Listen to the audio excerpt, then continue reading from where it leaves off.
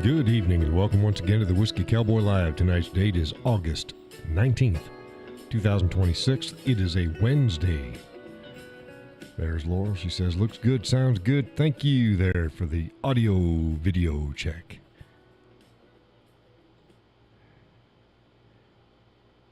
We'll see how many folks show up today. We'll see. We will see. We will see. See how it is. Yeah, so seriously. Hey, did you get some good? You got some good spectacles? Laurel went to the eye doctor today. Did you find some decent spectacles?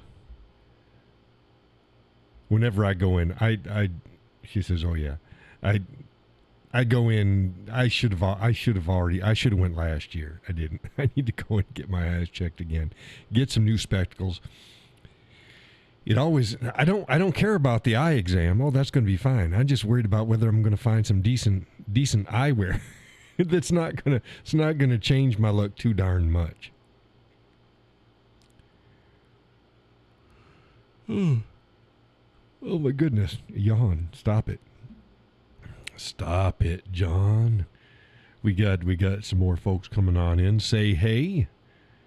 Say hey to the folks. Let them know you're here. You're just watching. Got a boat. What was it? Last week? Yeah. See here. Yeah. Tuesday? Or was it Wednesday?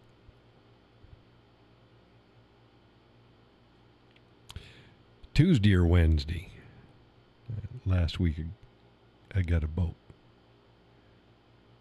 Laurel says just starting to show cataracts in both eyes, but I have 20/20 with corrected. Yeah, keep an eye on that. Get them early. Get them early. When they start to cloud over, if you can afford it, get it done. Of course, I don't recommend doing them at the same time. I mean, you can. Some folks do. It's best if you can space it out. The missus, she had to space hers out years, and you know the problems we're going through now on that. So it happens. But yeah, talk to the missus. Everybody knows I canoe, and she's physically unable to get in and out of the canoe anymore. So for ages, I had a solo canoe. I had a tandem, but we got rid of that when the kids got grown and all gone. Then I got a solo. Laura says she told me it wouldn't be an issue for several years. That's good. That's good. But then I refinished my Lincoln, and that's a tandem. That's a beast. Pretty. That's a beast. A heavy canoe. But she still can't get in and out of it. And I'd been feeling really guilty about being out on the water without her, because she likes being out on the water too. So last Monday or Tuesday, I don't recall, evening. I think it was Monday. I think it was Monday evening. Because I think Tuesday we picked it up. Yeah, that sounds right. So Tuesday, she says, I might not be able to get in and out of the boat this year, maybe next year. But if you really think that we should have a motorboat, you just go ahead and, you know. And we go, well, what's the budget? I said, I'd like to. You give me I'd get a loan, and then we just make monthly payments that we can afford. We're not looking for anything new. And she's like, no, I'd rather just pay outright for it. I'm like, okay, give me a budget. So she gave me a budget. I did some finagling. The first boat we were looking at, it's like, it would do. Love the price. Wasn't ideal. And it was a tiller motorboat. And had the the seats that have the spar going across and then the seats mounted on the top of it, but she'd have to walk up over it. So it's like, not ideal. I called the feller and, I talked to the feller online, and he's like, yeah, it ain't registered. The trailer isn't registered, and I got no gas to try it out. Like, Jesus, I'm not going to drive. And that was a good about 2-hour drive where he was living from where I live, but down southwest of where I live.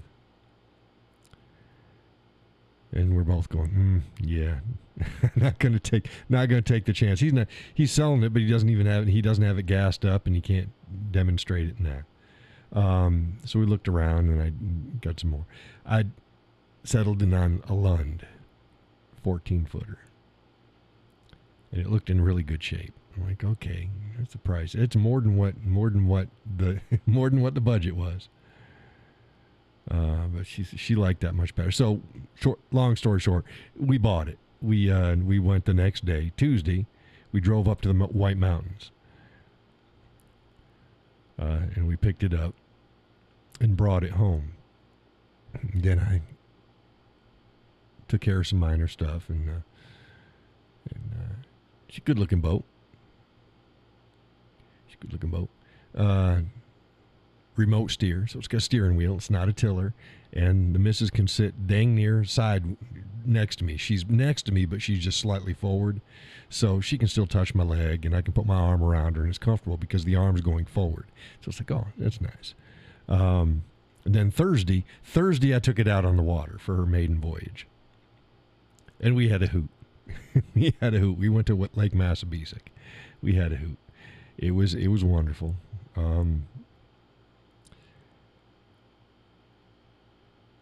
So then this weekend, she ceramic coated the boat, and I vacuumed it out and did a few more touch ups. I got guide poles for the trailer now, because backing up the trailer, I can't see the trailer, and looking through the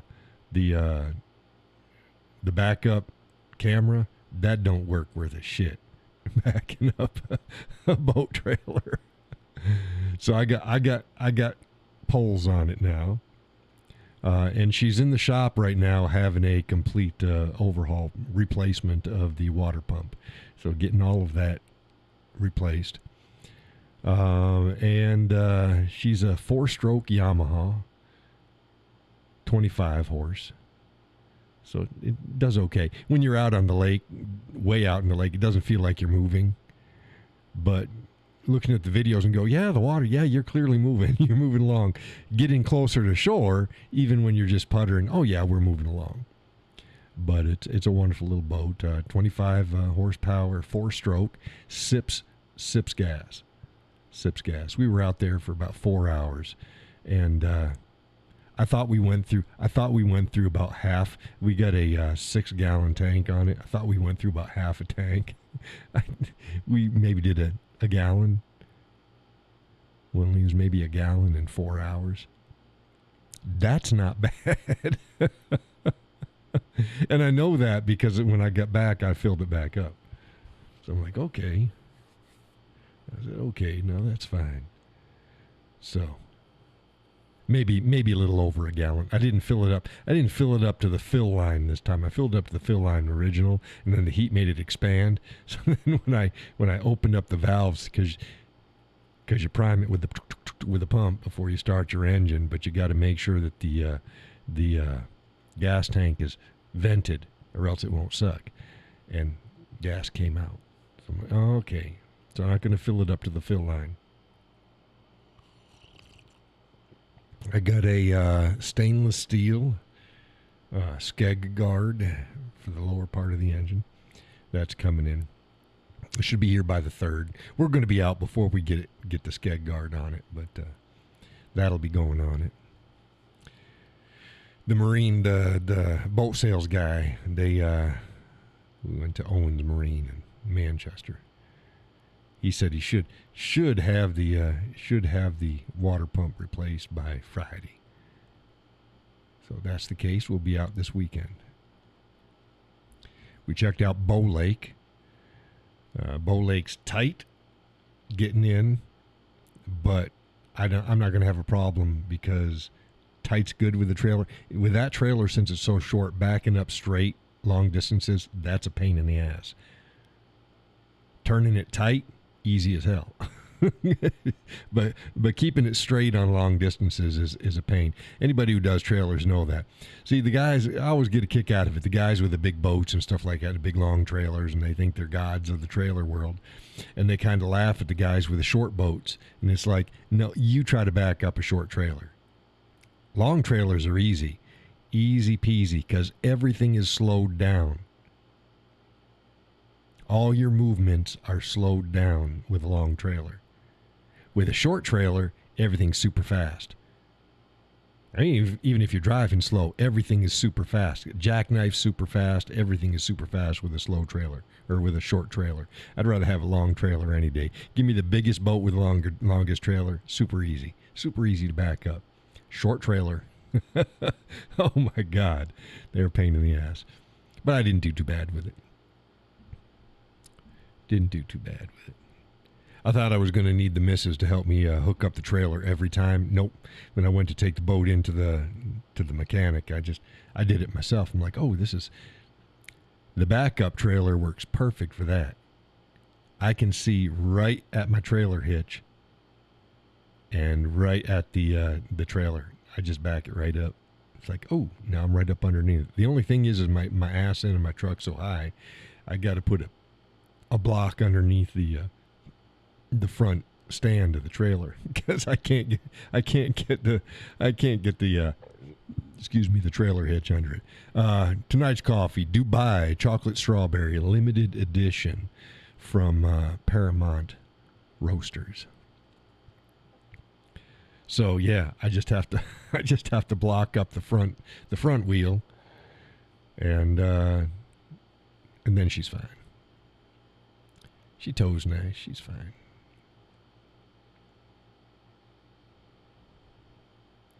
But yeah, nice looking little boat. Nice boat for a 2001. So she's a 25-year-old boat. She's in great shape. She got a couple flaws, but great shape for a 25. I repainted the console for the steering area. Repainted that because it was a little bit darker brown. It was a light brown, but it was a darker brown. I painted it a kind of a tan color. I think it's called Fossil or something like that. Laurel says Tim has to do the same with the 20-foot trailer. The same what? Block up the front. I don't know what the hell they call it. Mine's got a wheel on it, but they don't all have wheels on it. She goes, yeah. It only needs to go up about 2 inches or so. But when you're trying to back up, you just can't. You need those 2 inches. Every little bit helps. Yes, size matters.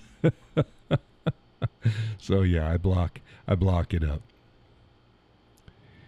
When I bring it into the dooryard, I back it up and get it roughly where I need it. I get it as close to the house. I got pavers. I got about a 3-foot paver section between the house and the driveway.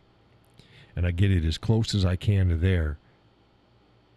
Then I take it off the truck, and then I manually push it exactly where I need it, and it works fine. When it comes time to pull the trailer out, the boat out, I unchalk one wheel that's closest to the house, and I grab the tongue of the trailer, and I pull it out. I move it about 4 feet, 3 to 4 feet away from the house. That allows me to pull the truck in at an angle, because if not, I can't. My truck's got a big truck. I'd be riding up over the pavers trying to get the trailer on the hitch. So I just reposition it about 3 to 4 feet away from the house, and it worked like a charm. Lift it up, kick the block underneath the front wheel, set it down, chalk the back wheel again so she doesn't roll anywhere, back the truck up. I can't back the trailer up using the camera, but I can hook up the trailer using the camera, and that's good enough with me. I was like, oh, this is nice. This is nice. The missus helped me the first time. I didn't even look at the camera. I'm like, no, there's no way that this is going to work. But she was in the house working this Tuesday. That's when I brought it to the mechanic. I'm like, I'm not going to have her come on out here and do it. Let's see if I can do that. It's like, oh, I can do it. I can do it. I can do it.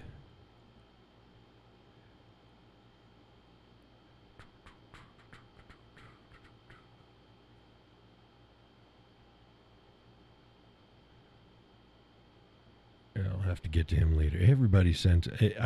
I have been Mr. Everybody sends me messages. I have been fielding. My God. Shit ton of messages lately. A lot of them. A lot of them. A lot of them.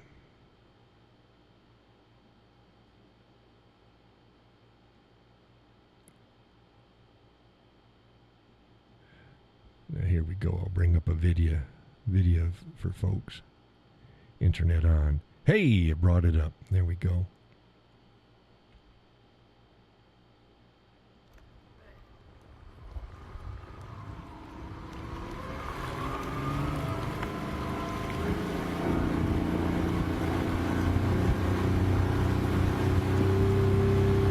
This was last Thursday.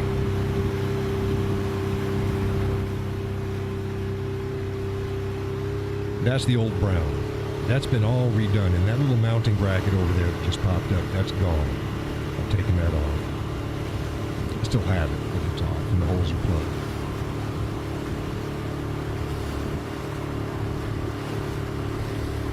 This is Lake Massabesic in Aldrin, New Hampshire.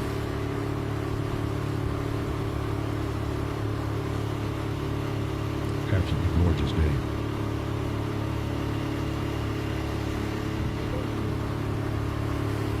That's the missus. She's got my cell phone. That's why I say, you know, hey, you don't usually take these in this perspective. I usually do landscape. I said, yeah, I do.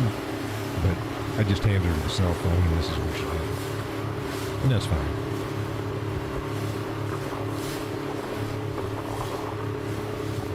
I'm kind of zipping along. I'm not even wide open now. I'm just kind of tootling along.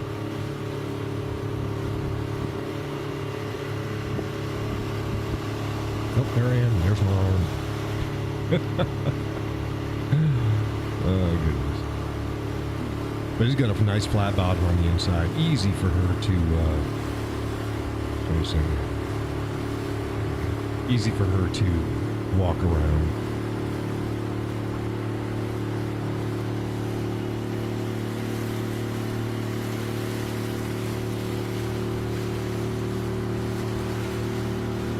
But it was an absolutely gorgeous day. We're not going to go back there anytime soon. There's a hollowed out area by the boat ramp, and you got to get over a ridge of rocks. The guy was coming out with a nice bass boat. He was not too happy with it. He warned me about it, and I was not too happy when I came in either. That was not good.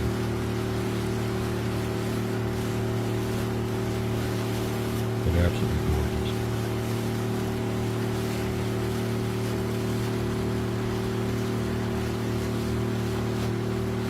So we got our new fenders in. I'm just Laura says that's not good. It's not good at all. I was not happy. I was not happy. Got the boat stuck in it, and I couldn't get it turned around. Pain in the ass.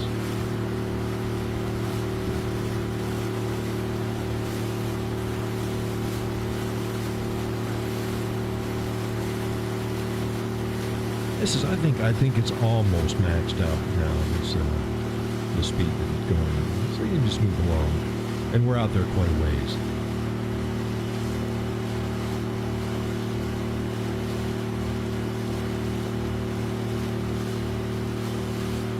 She was having a ball.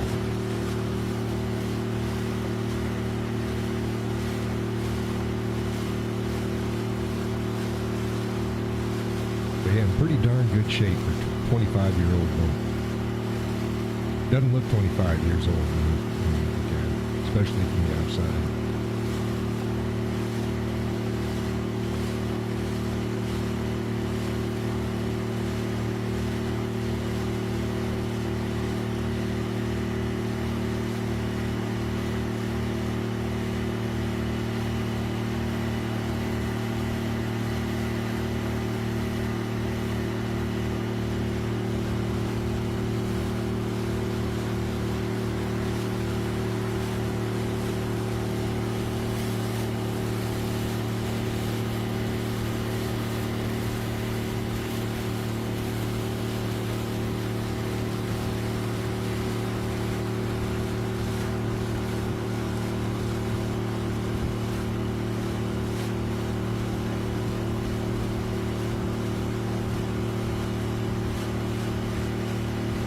Yeah, it's definitely a different experience than canoeing, because canoeing I stay close to the shore. And this you can't because you don't want to be hitting the rocks.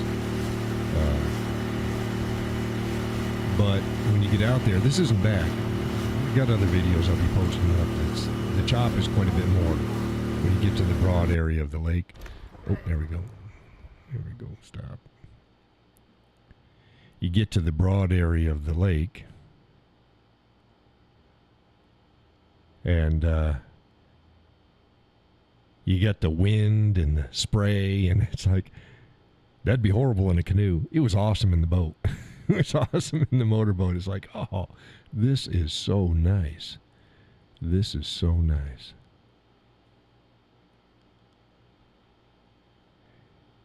Here's another video right here.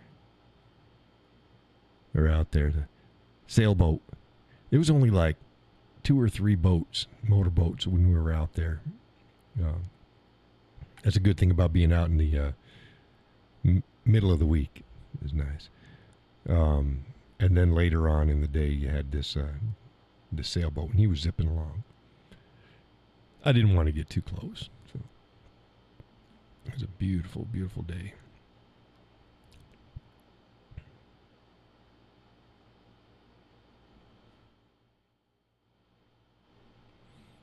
Yipper skipper. Oh, I messed with the wrong volume. Hopefully this volume is going to be okay. All right. All righty. So yeah, she's loving it, and hopefully I'll get the boat back this Friday. Like I said, I had everything. Have the impeller changed, the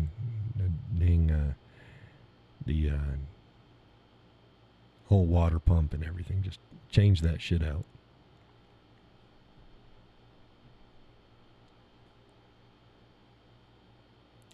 So, yep. So we're fine. Still got to get the porta potty enclosure. We'll get that. Figure we get room on the front deck. She can put that up there and then sit on the porta potty if she needs to go to the bathroom. And then when she's done, you just take the porta potty down, put the porta potty away. You gals, see, we try to take care of you gals. Try to take care of you gals.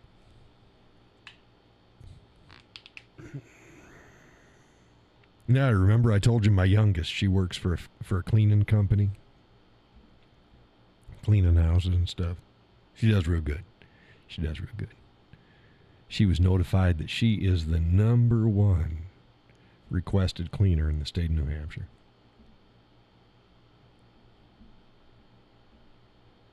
So it's like, good on you. So I let her know. It's like, oh, good job.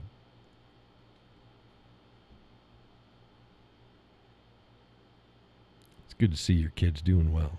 You know. It's like, yeah, now I need to pay you some more.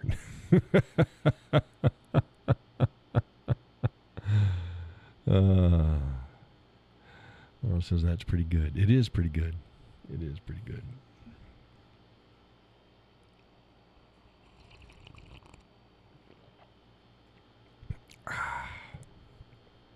Again, tonight's coffee is Dubai chocolate-covered strawberries.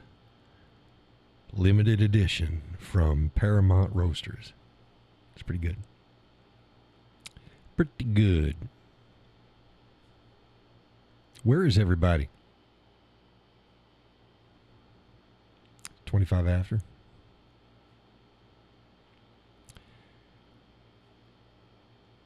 I haven't been sending out as many invites to my page as I usually do because I've been busy with other stuff and been putting out a lot of content. And the numbers are still going. I'm just shy now of 27,000. I think I'm at 26,980 something. Let's see here. Yeah, 26,988. So I'm under 20. I'm under 20 from hitting the 37,000 mark. But I got hit with that dang, them fuckers.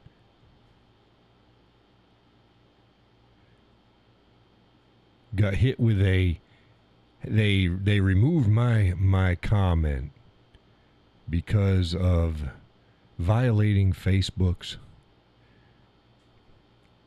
community standards on harassment. Yeah, I call the gal a retard. They can call me anything they fucking want to, and you can report them all day. Ain't nothing happening. I call somebody a retard, and I get a hit on my account. Jesus. Laura says you're the wrong color. I'm the wrong color, wrong gender, and wrong social and political leanings.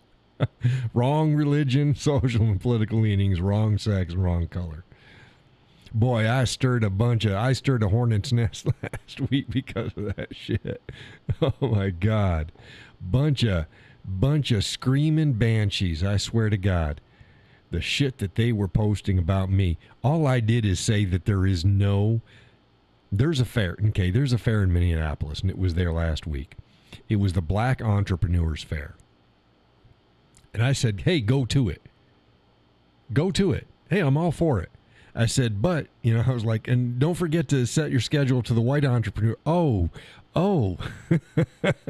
there ain't no white entrepreneurs fair, and there won't ever be, because our country doesn't allow that shit.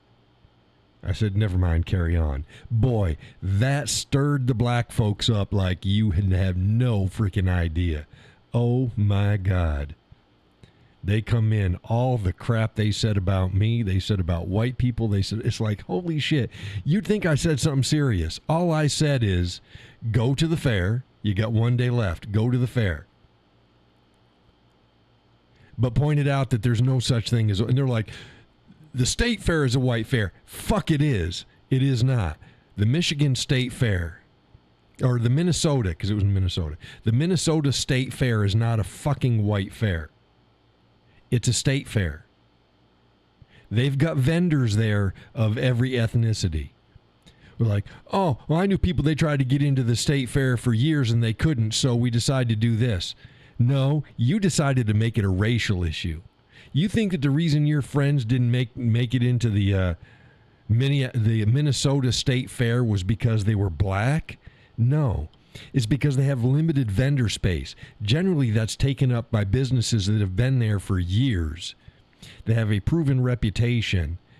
And if they haven't been there, they've got a proven reputation and they can handle the amount of shit. If you have a vendor with food and stuff like that and you show up at the state fair and you can't handle the amount of people there, I'm sorry. Big fairs require a lot of stuff. A lot of starting vendors, they can't handle it. They think they can, but they can't handle it. Laura says there are thousands that don't get vendor permits. Exactly. And then other people are going, like, oh, it's you go to a white tractor, you go to a tractor pull or all this other shit. It's like bullshit. Tractor pulls, 4-H fairs, all that shit, they're not white fairs. They got people of all ethnicities there. Just because an event is in a state that has most white people in it, in an area that has most white people, and it's an activity white people like to do, doesn't mean it's a white fucking fair. A black entrepreneurs fair is a black entrepreneurs fair. Oh, anybody can attend. Yes, anybody can attend. Not anybody can be a vendor. I didn't say they only allowed black people to go to the fair.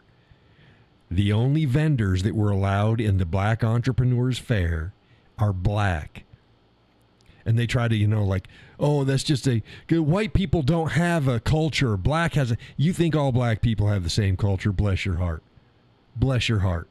They don't. Oh, you're complaining about, what about this fair and that fair? Yeah, we can talk about this fair and that fair. It still doesn't negate what I said, that there is no such thing as a white-only vendors fair. It doesn't exist. Won't exist. There's no white business. Hey, have you ever heard of the White Chamber of Commerce? No, but there's a Black Chamber of Commerce. But there's no White Chamber of Commerce. NAACP, is there a white version of it? BET, is there a white version of it?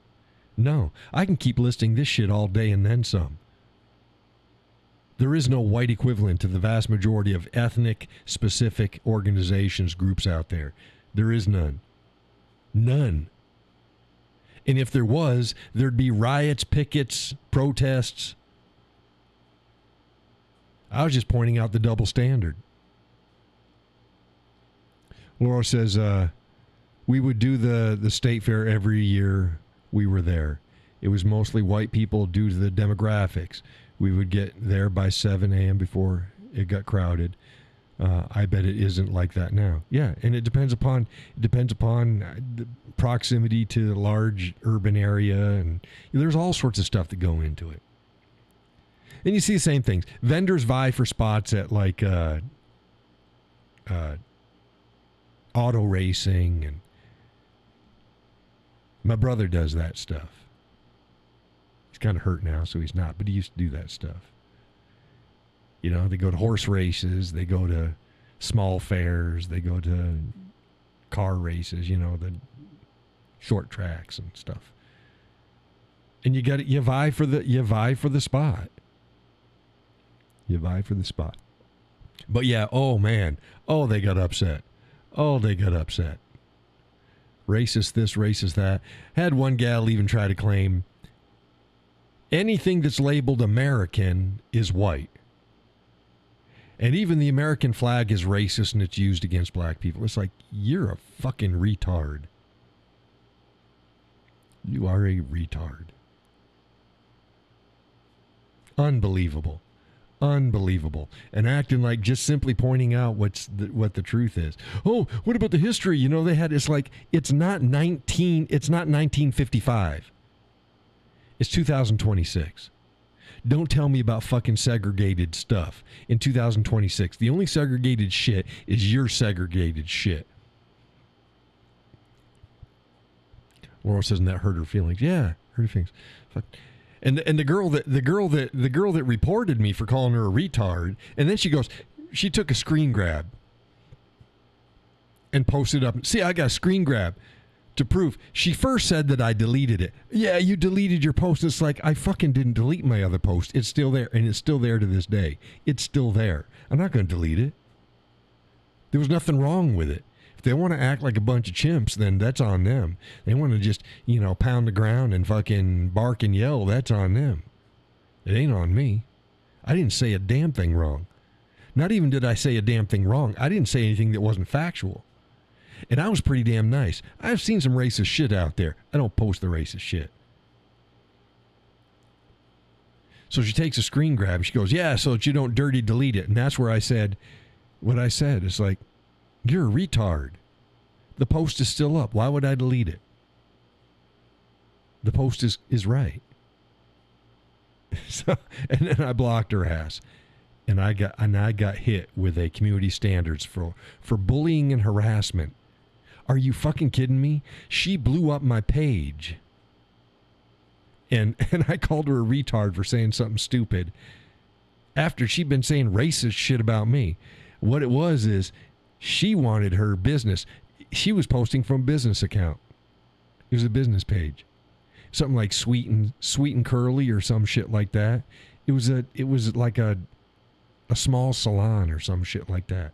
It's like these people, they're posting from a business page, and they're posting, and they wasn't the only black business that posted crap, outright racist shit on my page. It's like, you people are fucking stupid. I'm a social and political commentator. If I post something that's a little bit on the zingy side, whatever, they expect it. You're a nail salon, or you're a hair you're a hairstylist, you know, and you're posting this shit online. You're a bakery and you're posting shit online like this. You might want to think twice about it.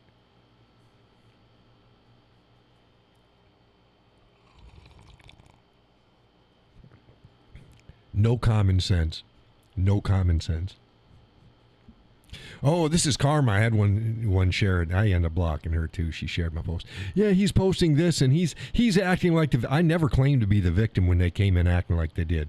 I didn't claim to be the victim at all. I pointed out it was bullshit, and I wasn't going to put up with it. I never said, oh, woe is me. But it's like, you see what's happening, folks. You see what's happening. The fatigue is real.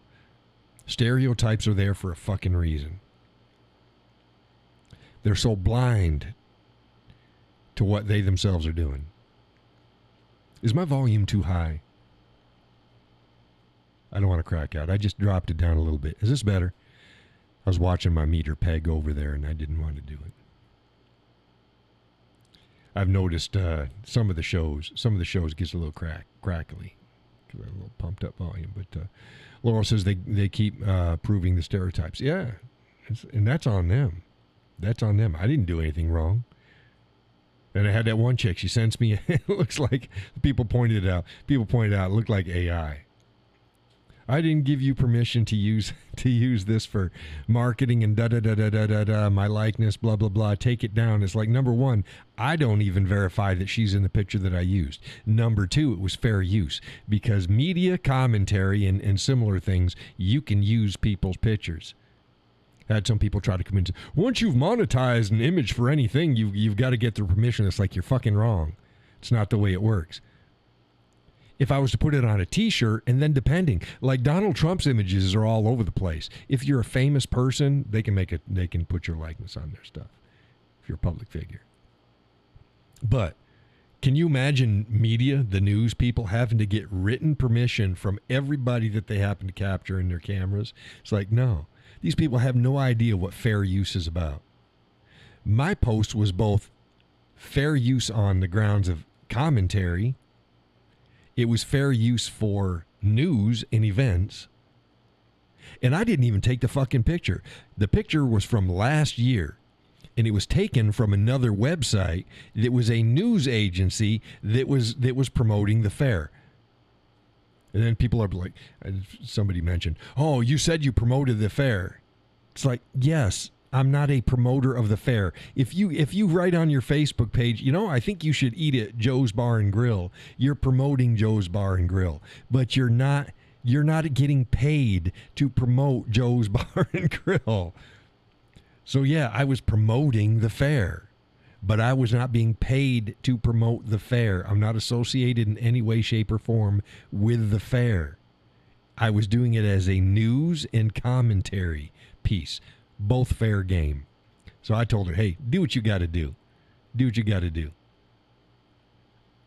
If she wants to push it, fine. Know what it is? Number one, I doubt that she was even in the picture. But number two, if she was in the picture, she got no case. Get a lawyer. I'm easy to contact. Get a lawyer. Have him contact me. And I'll tell him to shit in a hat and pull it over his head. Just as quick as I tell her. She can't tell me to take the picture down. It was flexing. They didn't like it.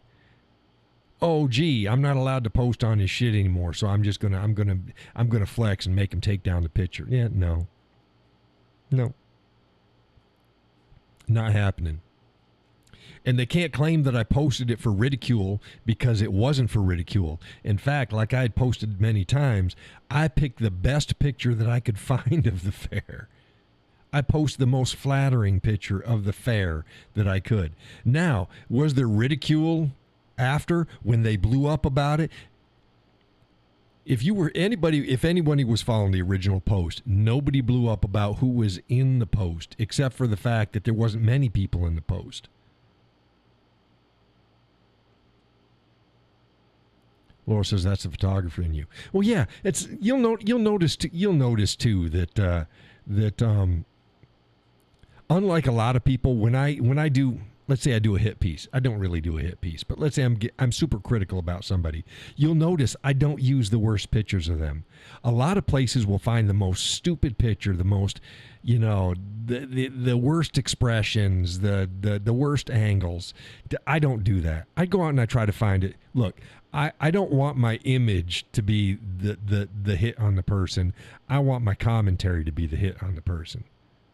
Because I know everybody can take a bad picture. Just like the same thing, AOC. Everybody says she's ugly. She's not ugly. AOC's not an ugly gal. They say she's a mule face because she got big teeth. Yeah, she got big teeth. But normally, unless she's smiling a certain way, it doesn't look like she's got abnormally big teeth. People would be surprised what they look like when they're laughing or when they're doing whatever. So I don't even play those fucking games. That's the same way with Pelosi. Pelosi's not a bad-looking lady for her age. I don't play those games. I don't play it with the guys. I don't play it with the gals. I will find a picture that accurately reflects them, but not in their worst light. You know what I mean? I just don't do that. I wouldn't want somebody to do that to me, so I'm not going to do it to them. See, here's another thing. I apply the same standards to others that I hold for myself, which is very rare out there. And people have made assumptions about me too. It's like, oh, you're saying this, but he just like, no, I don't. I don't do those games. I don't do those games.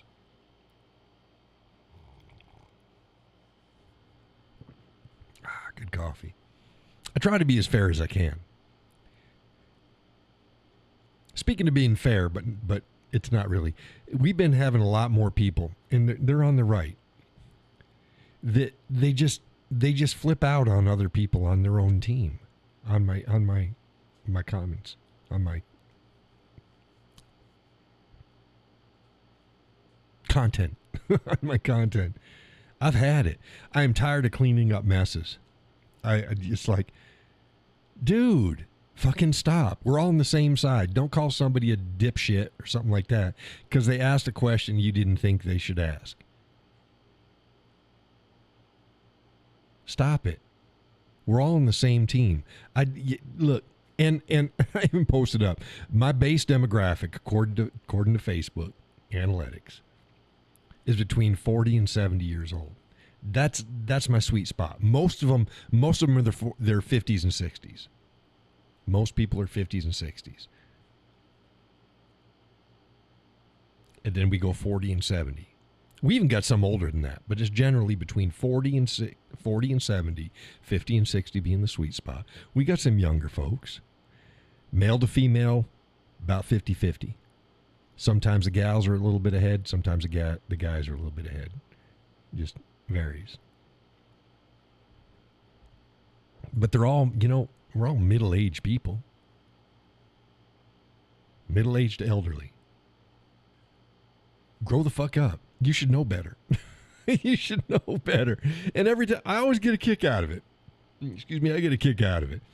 I post about some shit that somebody does, and everybody assumes I'm talking about somebody from the left.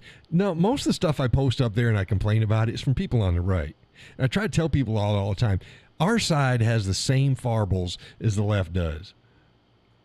It may not be as prevalent. It may not be as extreme. But they're human failings. The left isn't the only ones that have some human failings. Laurel says, I'm not growing up. It's a trap. It's a trap. General Akbar from the Star Wars. It's a trap.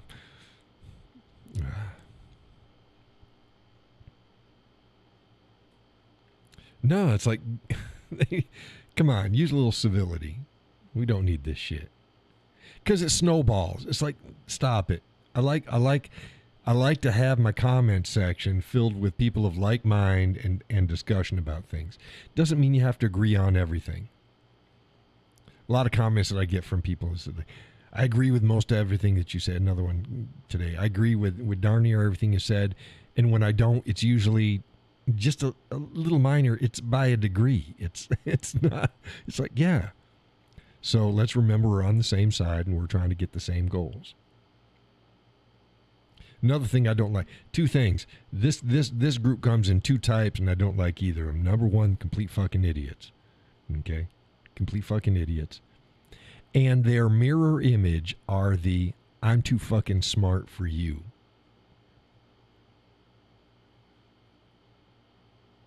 And they come to my page, and they come with disingenuous questions. And they try to snipe me on shit. It's like, you don't know who the fuck you're talking to. Stop this shit. I ain't got the time for it. Hey, Judy. Welcome to the show. And I consider them in the same group. They're just they're two wings of the same damn bird. I got no time for either of them. Either you're too stupid or you're too arrogant and you think you're too smart. Nope. No. Trying to catch me and no, sorry. No. I ain't got the time for it. Been getting rid of a bunch of those. They've been hitting too. It's like, no. Got rid of one, I think it was earlier today. Same thing. It's like, oh, I asked a serious question and you didn't want to answer. It's like, I fucking answered it. I answered his question. I just said it was done. So I know the game you're playing. It's done. You didn't answer. Oh, it's a serious question, and you didn't answer it again. And I answered his question. His question was, it was about, I had said about, remember the post I'd pointed out that if your religion and faith don't factor into your daily life, your political decisions and your voting patterns, you don't really have a faith or religion. You have a fashion and a hobby. I was mainly directing it at Christians. Yes, and I had a Christian picture. So he goes, oh, so do you want, and see this, do I want? Says, oh, so do you want Muslims to vote according to their faith? And blah, blah, blah. And then he goes, or are you just assuming everybody's a Christian? It's like, you sorry sack of shit. And I went to see, is this guy really retarded, or is he just being purposely obtuse to try to catch me into something and twist what I said into something I didn't say? So I went to his page, and it's like, yeah, he's one of those I'm too smart for you fuckers. And I'd answered him. It's like, number one, and I post about it later. Number one, it's not what I want people to do. It has nothing to do with what I want. I said, if your faith and religion don't factor into your daily life and the decisions you make with politics and voting, you don't really have a faith and a religion. You have a fashion and a hobby. That's not me saying you had better do this. Do what the fuck you want. Do what the hell you want. I don't give a shit. I'm not saying I want you to vote this way because of you. No. Vote whatever the fuck way you want to vote. But the truth is, if they don't factor in, it ain't there. So, then I said, well, gee, Muslims vote. Judy says people are so judged they don't even read. No, they because they're looking so they can one up me, and it's like, no. But like I said, it has nothing to do with what I want. And he asked me if I like something. It has nothing to do with whether I like or want anything. I post truth, not because I like it, not because I want things to be a certain way or not. I post it because it's true. That's it. There's a lot of shit I don't like that's true. I don't like that 5% of the population of this country is committing almost 50% of all violent crimes and over 50% of the murders. That is young black males between the ages of 30 and mid-teens. Yeah. I don't like that. It is what it is. What are you going to do? So, Muslims, it seems like they're voting in contradiction to their faith and religion, but they're not. Say, John, but they vote for liberal Democrats and they pal with people that promote LGBTQ stuff, and that's all against Islam. It's like, you're right, it is.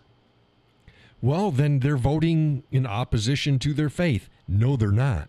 Because their faith also tells them to weaken the enemy so that they can take over. It's a ploy. They're voting in opposition to what they really think because they want to get us out of power.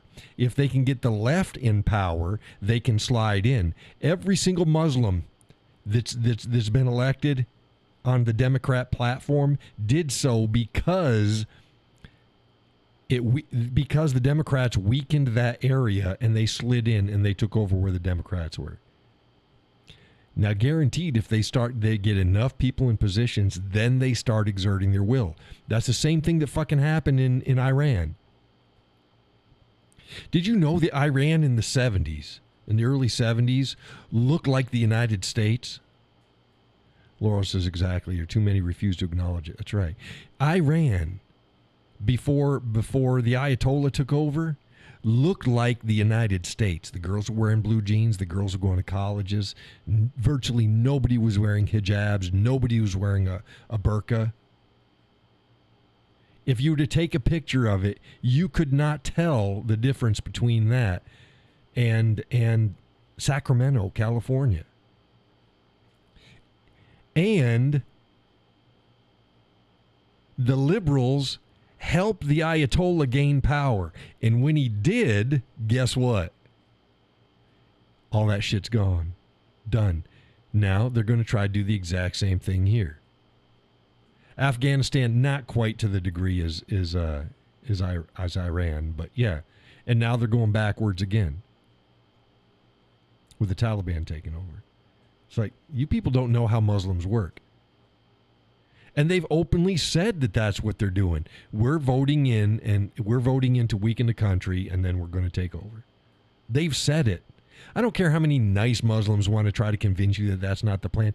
These fuckers have been out in the street. They went to New York Times Square with a megaphone and said that Times Square and the United States was going to be the property of Islam. They're not hiding their ball. They're just talking out both sides of their mouth, and the left want to believe the story they want to believe. And I don't care if you know nice Muslims. Yeah, I'm sure there's a lot of Muslims that are nice people. When push comes to shove, they're Muslim. And they're going to do what they're told to fucking do. It's happened all over the world. Judy says, I saw something about that a couple days ago. It was a pastor I was watching about the difference of Iran then and now. Yeah, huge difference. Do they follow the Quran? They pick and choose. But the ones that are pushing things, the ones they consider are radical, they're not really radical. They're just towing the line closer. It's always the fringe that runs the show. It's never the masses. It doesn't matter what issue it is, where it is. It's always the fringe, the minority that runs the masses. So don't tell me that, oh, most Muslims are good and they're peaceful. Yeah, and when polled, they agree with that terrorism is acceptable and this is acceptable and this is acceptable and da-da-da-da. That's like the whole thing of going, Sharia. No, Sharia just means the law. And it's up to every person to determine what that is for them. It's like, you're a fucking moron. No, it's not. It's called Sharia law. Sharia just means the law. But Sharia law is the law, the Muslim law. And go to any nation that implements Sharia law, And you'll see stark differences than our legal code here. And they got Muslims going through Muslim neighborhoods in the United States enforcing Sharia standards. Yeah.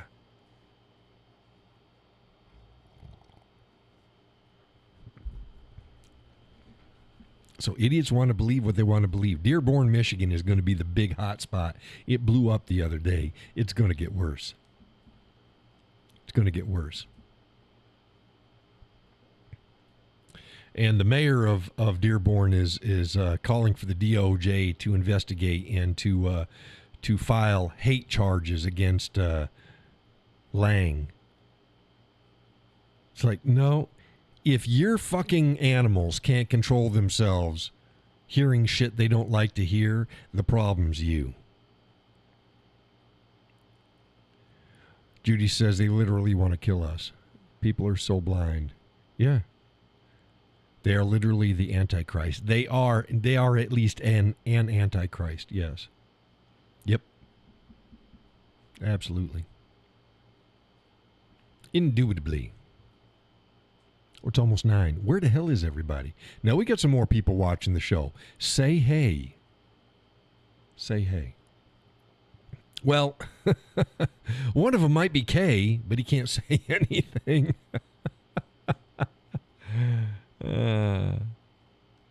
See, because that's the interesting thing with YouTube, and it should be different. You should be able to block somebody from seeing your channel, but you can't. You can only block people from interacting with your channel.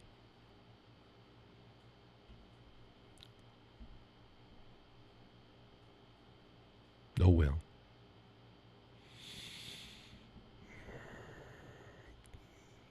WNBA, they got those guys that are now they've declared there's a few there's a few guys that have declared that they are going to enter into the 2007 WNBA draft. All power to them. They're making a point. If the WNBA thinks that trans women are women and they can play basketball, and the left's definition of what a trans woman is anyone who claims to be a trans woman, then fuck them. Let these guys go and play. Say, I'm a woman. Let me play. Try me out. Look, I can I can dunk without even trying. I'm better than all of your best players, to include Caitlin Clark. Because I tell you, Caitlin Clark isn't that good. See, everybody thinks she's great. Caitlin Clark isn't that good. She's about the level of a decent, but not top level, decent varsity boy, which makes her a fucking superstar amongst the women. I've seen her play. She ain't bad. She ain't bad. I played basketball in the Army with guys that were way fucking better than she was, and they were just soldiers. They were just dudes off the street. And no, not all of them were black. Now, she does fancy stuff with the ball. Yeah, she better than I was. She can't shoot better than I used to shoot when I was, early 20s.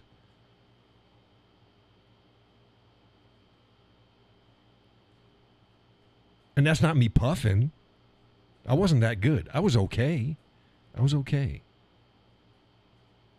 But I ain't seen her do anything that goes, oh my God.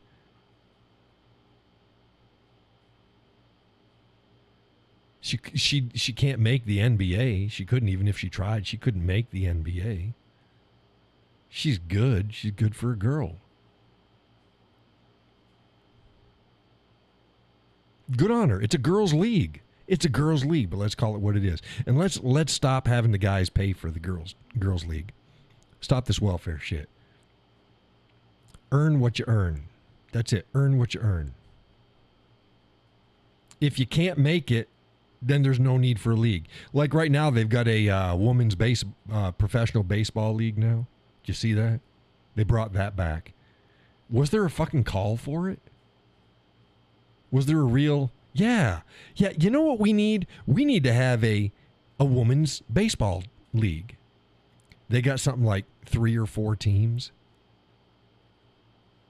Now, they had one during World War II because all the guys were gone. And as soon as the guys came back, the league couldn't sustain itself. Why? Because everybody started watching the guys.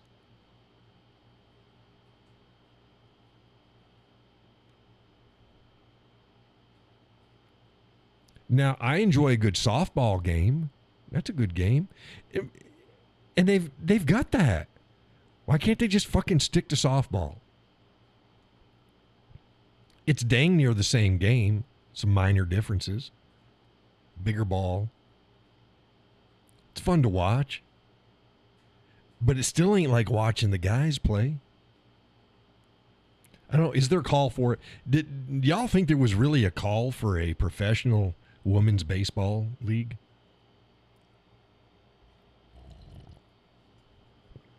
Or do you think that's another social movement put out there to push something that's probably not going to be self-sustainable? I don't think it's going to be self-sustainable.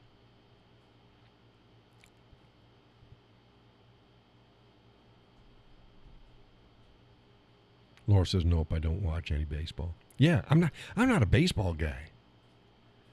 I'm not a baseball guy. I can't stand watching baseball. But some folks like it. Some folks like it. To me, it's too slow. It's like watching paint dry. It ain't like watching hockey. Drew says, I don't know. Don't watch baseball. I like the NBA, but I don't watch WNBA. Yeah. You know, when you watch WNBA, it's like watching really fucked up high school players. It's like, you're missing this shit. What the fuck? They're missing layups when there's nobody fucking guarding them. You got the breakaway. You're going, and you missed the layup. A layup. Fucking layup. The easiest shot that you can make. Just get there.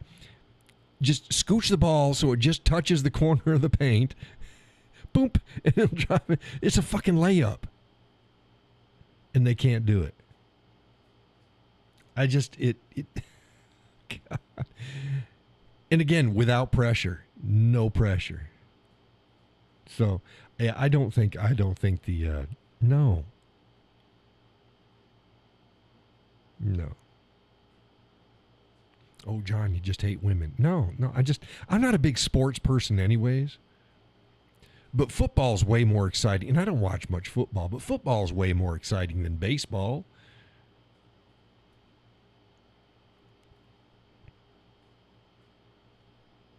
And I got family members that were in Major League Baseball.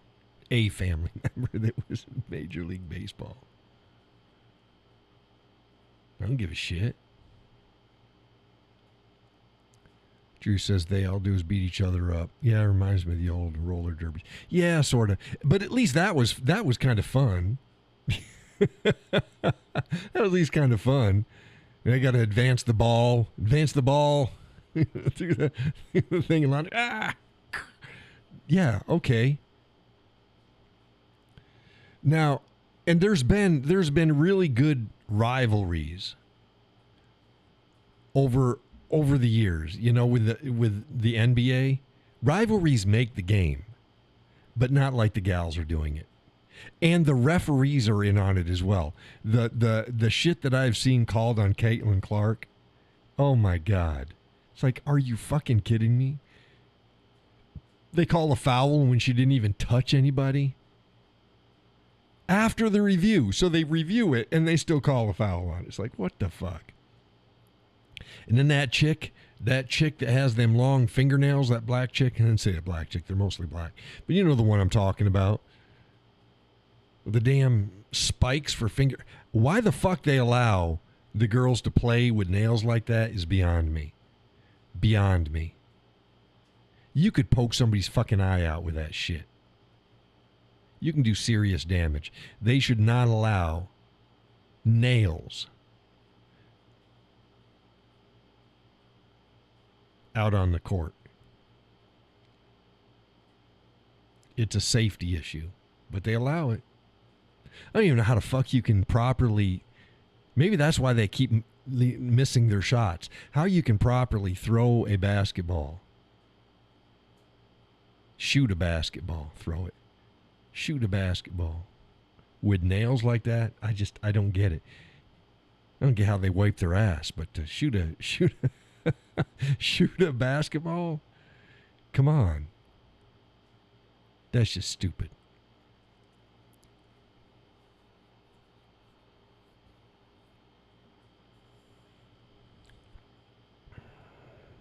Laura says, seriously. Yeah, I just don't get it. So it's all fucking stupid. Same way with their hair and shit like that. Really, put your hair up. It's a sport. You know, here you go. If you're just going to go for titillation, remember when they had like the, then they might still have it, I don't know. Remember they had the girls play flag football? And they were basically naked with pads on, and they were just out there. You at least knew what the fucking deal was. Yeah, you're just watching a bunch of girls get hot and sweaty, running around half naked with pads on. I get it. I don't think anybody took that shit seriously. People are taking the WNBA seriously. They can't fucking beat against a boys team. Stop it.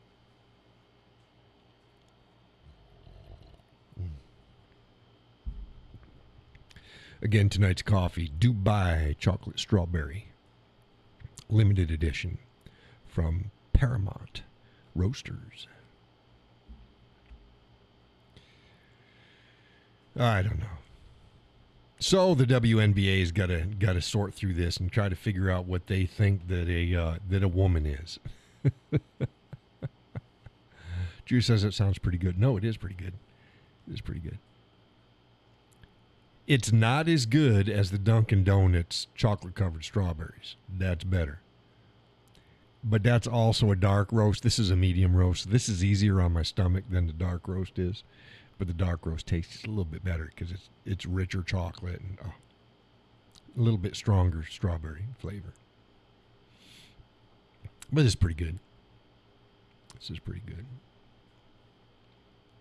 You missed it earlier on the show, Judy. The boat's in the shop. She's having a new impeller and water pump put in it. That sucks the water up and throws it up into the engine to keep it cool. I gave it a test again after I replaced the propeller on it, and I was like, ew. Maybe I over-tightened it. I could have over-tightened it, but I don't think so. I don't think so, but I could have. I don't know. And she was like, looked like she had, I don't know, a urinary tract infection or something like that. You got a pee hole. They call it a pee. They call it a pee hole. It's on the upper part of the engine, and it sucks the water up. And then you got four things on the lower part that come out that squirt out, and then it also sucks it out, and it goes through the engine, comes back out, and shoots out the pee hole. And that's what they call it, a pee hole, because it looks like it's peeing out the back of the boat. And it was just kind of dribbling. It was just dribbling out. Now I thought, well, it could be because some feller online I read it. He's like, so yeah, and he has the same engine. He's like, it's his takes a few minutes for it to heat up, and then the thermostat to open up and the water to flow through before she starts shooting pee. So I let it go a few minutes and it still wasn't doing. I'm like, I'm not gonna no. I'm gonna bring that into the shop. It could have been fine. I'm gonna bring it into the shop and have them fucking replace everything. And I know that it's gonna be fine because I don't want to blow the engine. I don't want to overheat it. And so that's that. She ran fine last Thursday, but I wasn't gonna test it again. Again, maybe I tightened something down too much when I put the damn thing on it, the propeller on it. I don't know. It could have been it. Don't know, but I wasn't going to take the chance. So off to the mechanic I went, and I dropped it off. She should be done. He said, should be done by Friday. Keep my fingers crossed. So I'll be able to take the missus out this weekend. Drew says, better be safe than sorry. Sure looks fun. Yeah, it's a lot of fun. Not a big boat, but it's big enough. And it's got flat bottom in the inside because it's got decking and stuff. So she doesn't have to worry about, walking, except for the boat moving. But, she had a good time. Like I said, I can put my arm around her while I'm driving, like this. See, I'd go with my arm. You can't see. It's about 45 degree angles. When you're sitting down with somebody and your backs are at the same level, and you go to put your arm around them, and you got to be up like this, and you put your arm, and your shoulder's always pushed back. And you do that for any amount of time, and then your shoulder starts to hurt. You know what I'm talking about. Well, if the other person is slightly forward, you can come up at an angle, and it's a natural position for your arm, and you can sit there all day. So it's like, oh, this is nice. This is nice. So I had my arm around her, steering until I needed to adjust the throttle, and I took it out and grabbed the thing and then adjusted the throttle. And then she had her arm, her hand down, because she's slightly in front of me, slightly to my left, so she can just reach down, and my legs leaning up against her thigh. So there I am. So there I am. there I am. So it works out great. The other boat that we were looking at, she would have had to sit up front and me in the back. And it was a tiller steer. So I'd have to be sitting sideways the whole time and then doing this. Well, this is a remote. I got a steering wheel and everything. We're darn near side by side. So it's really good. I got a transom saver. I was going to put that on the other morning, but Tuesday morning. But I decided to check the engine first. I was like, no. So I brought that into the shop. When I get it back, I'm going to put the transom saver on. Transom saver is a metal bar that goes between the trailer itself and then goes out past the end of the boat and helps hold the engine up. If not, then all the weight's on the transom. The transom's the back of the boat where the engine sits on. So when you're driving it down the road and you go over bumps, your transom is taking all that weight. Now that's going to fuck up your transom over time. Now the guy who previously owned this, and he was at least the second owner of it, so I'm at least the third owner of this boat. He didn't have a transom saver. It's like, what the fuck? They don't cost that goddamn much. I think I paid like $90, something like that, for a transom saver. So they ain't that much. Yeah, it ain't $10, but to save your freaking transom, yeah. So I got it, and I've got to mount it to the trailer, and that takes all the weight of the back of the engine. So when you go over a bump, the weight's transferred not from the transom, it's transferred through this bar into the trailer. Now, there's a lot of guys with small boats, they don't run transom savers. Okay. Excuse me, but a 25 horsepower 4-stroke is a heavy engine. 4-strokes are much heavier than a 2-stroke. For whatever reason, I don't know. They just are.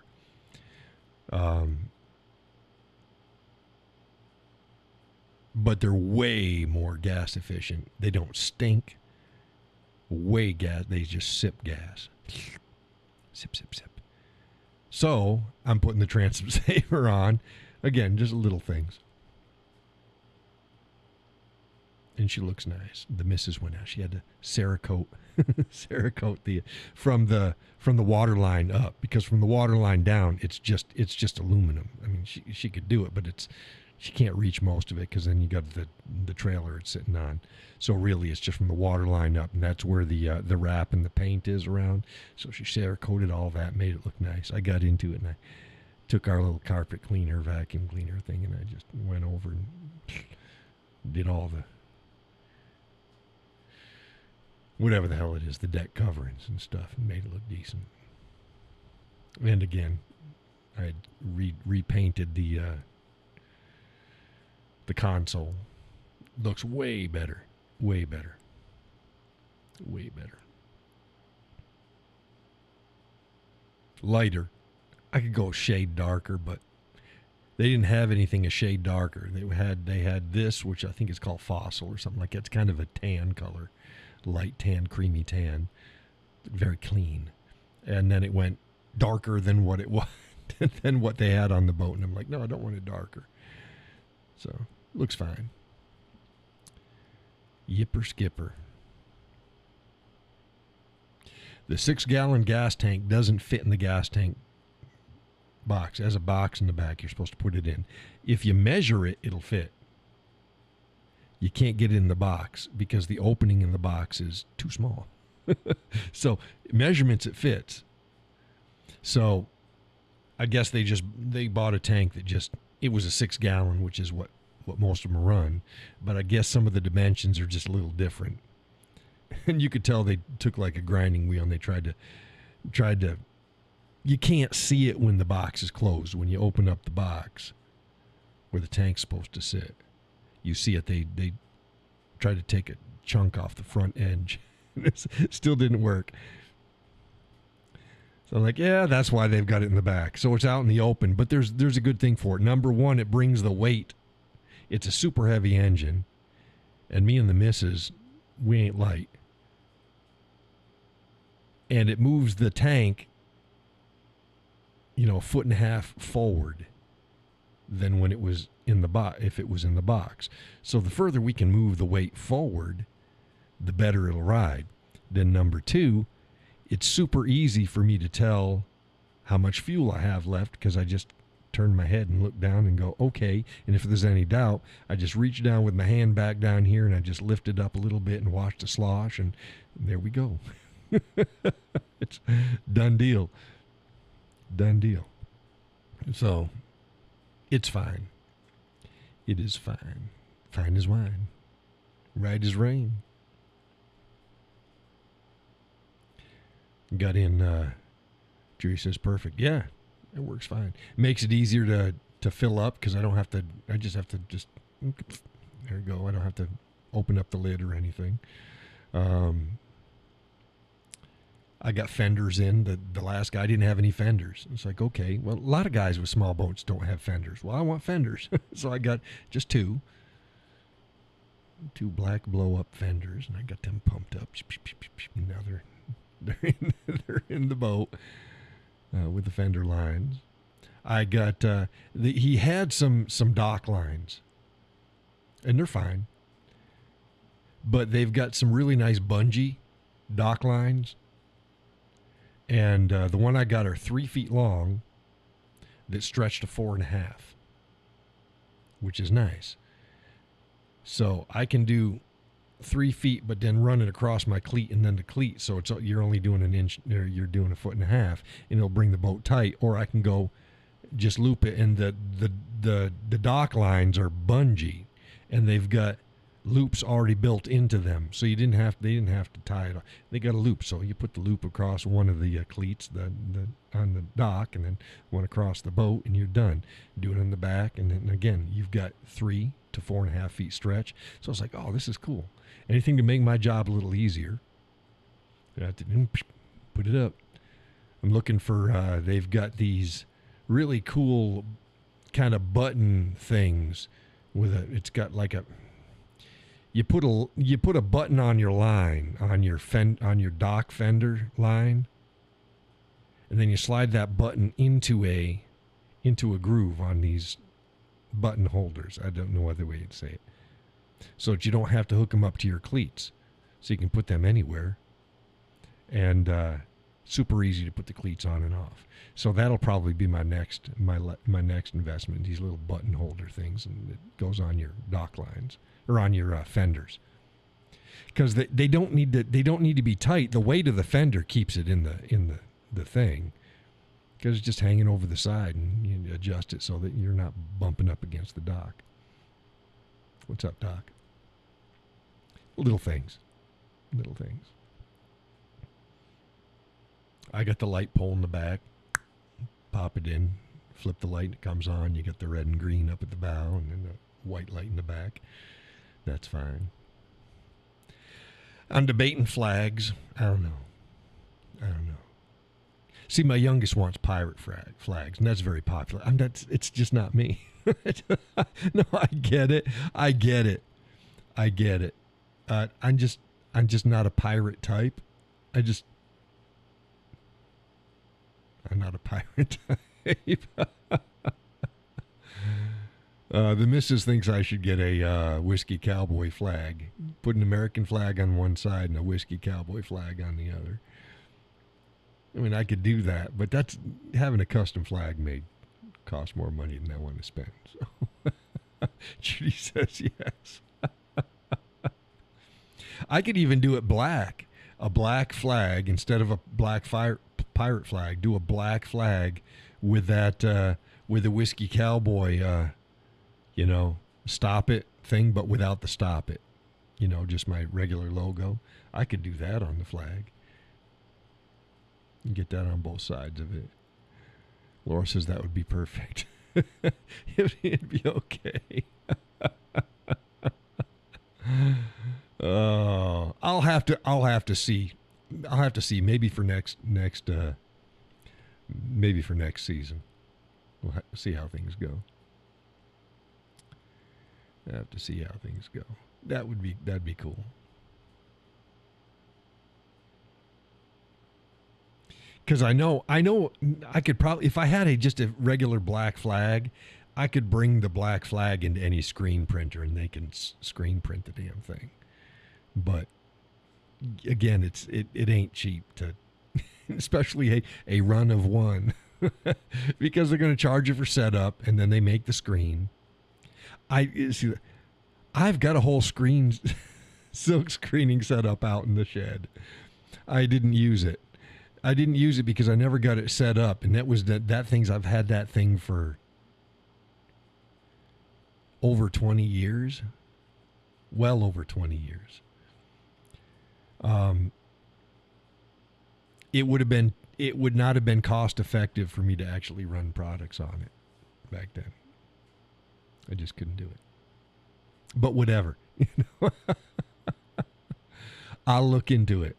So you get American flag on one side and you get the whiskey cowboy flag on the other.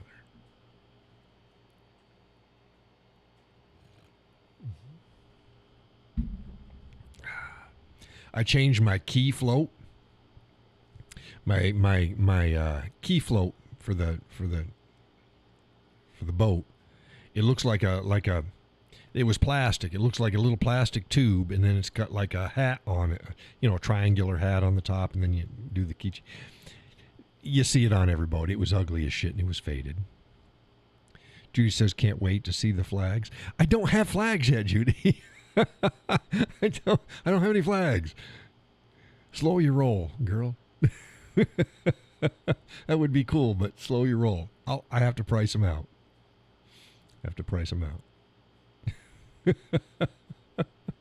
Everybody else gets more excited about things than I do. But, yeah, it'd be pretty cool. Or maybe red. A red flag with black. I mean, black looks good, but I'll have to see. But whatever. What the hell was I talking about? Oh, my key floater. And they're fucking expensive, too. So I ended up getting I think a 6-pack, like 2 red, 2 green, 2 yellow, or 4 red, yellow, green, and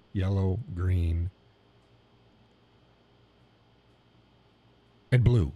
Red, yellow, green, and blue. Set of 2 each. I put a red one on it. And they're just soft, and they're floaty. They're soft. But it looks much better. It's the little things. The other thing was all faded to shit, and the ring was all corroded. It's the little things. And you go, okay, that looks like crap. So you put a new floaty on. It's like, oh, that looks good. It cost me, I think, like $12 for the set of 8. And that's fine. Oh, my nose itches. So got that done. What else did I get done with the boat? I got 50 feet of new floaty line. That's water floaty. It's the line floats, so I can use it for docks. I can use it for towing. I can do stuff like that. So I got 50 feet of that. New red, 50 feet. That's in a case, so that's out in the boat. I got the bungee dock lines. What else did I get for the boat?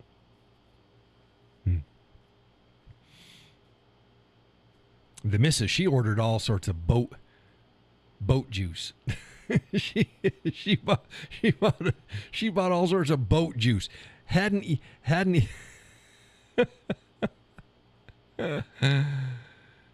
I don't think the boat was sitting in our driveway a day before she had ordered all the boat juice. And in fact, no. If my memory serves me right, she'll tell me tomorrow. I think she ordered the boat juice on our drive back with the boat.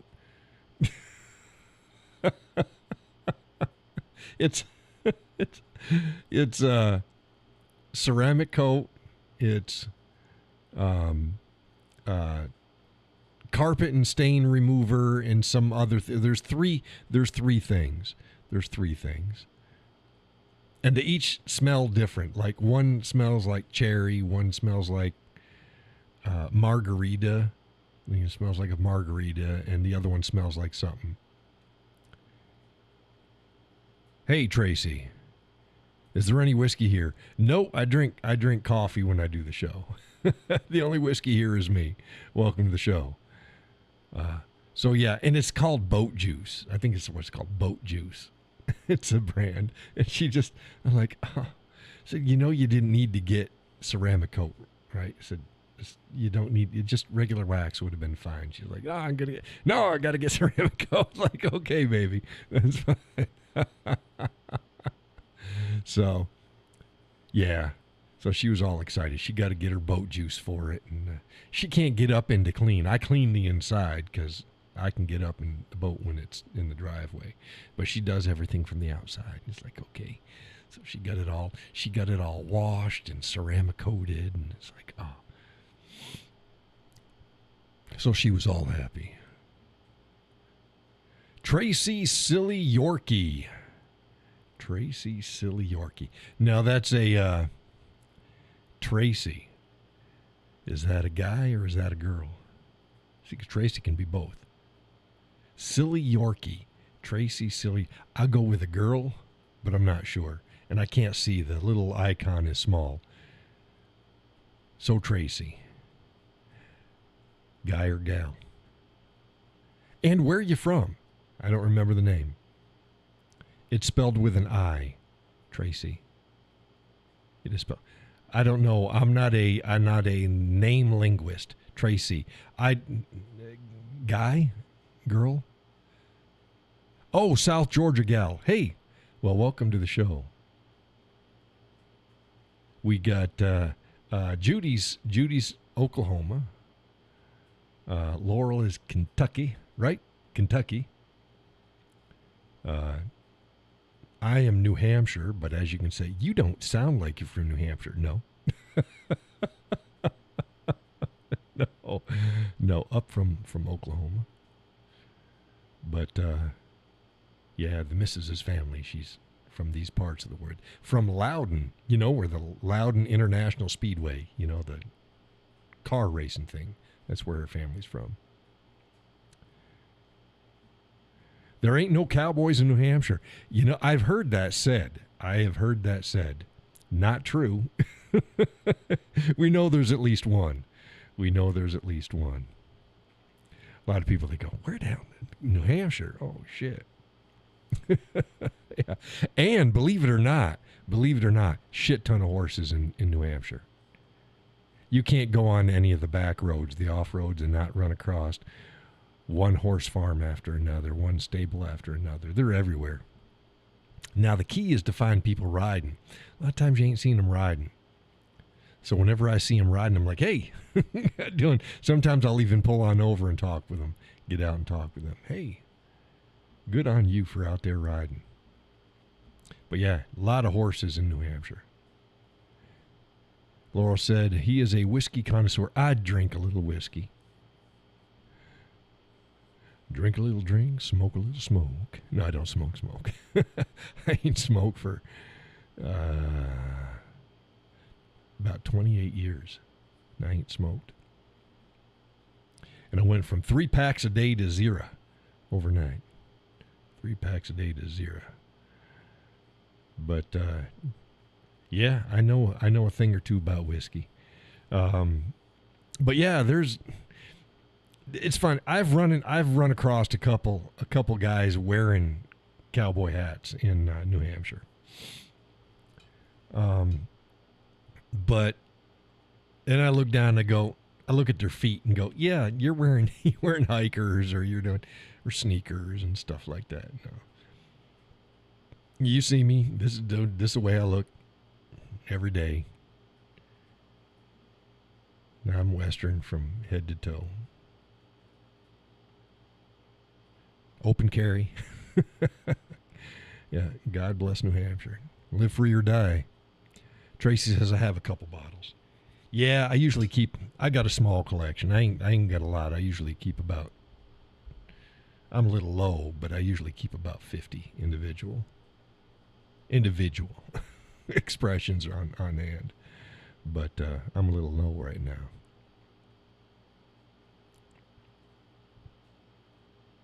So what's your direction? What do you flavor? What do you flavor? What do you favor? It's late and tired. I'm a high rye bourbon guy. Now I like a good rye, but I don't like botanicals.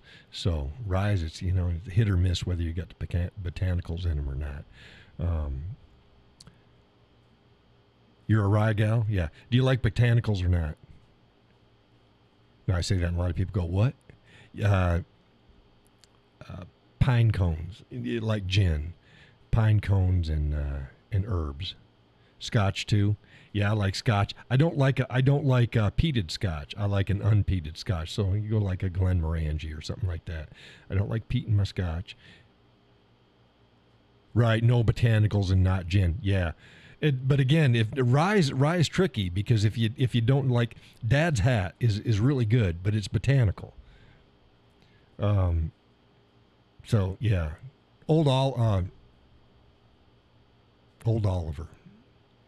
Old Overholt, not Old Overholt, bottled in bond, no botanicals. It's great. You can get that for what, $26 a bottle. Tracy says, but 13th Colony makes an excellent gin that's made from bourbon for bourbon lovers. Oh, that's good. I'm not a gin guy. But yeah, so I favor, when in doubt, I go with a high rye bourbon. So you get all the good, you get good rye spices, but you don't get any botanicals. So, I mean that's good. Yep. I like my crossovers, be it an Irish or a Scotch that has has some bourbon notes or some rye notes with it. New Riff is good. Dark Arts, not bad. Sagamore, New Riff, yeah. But New Riff's a little...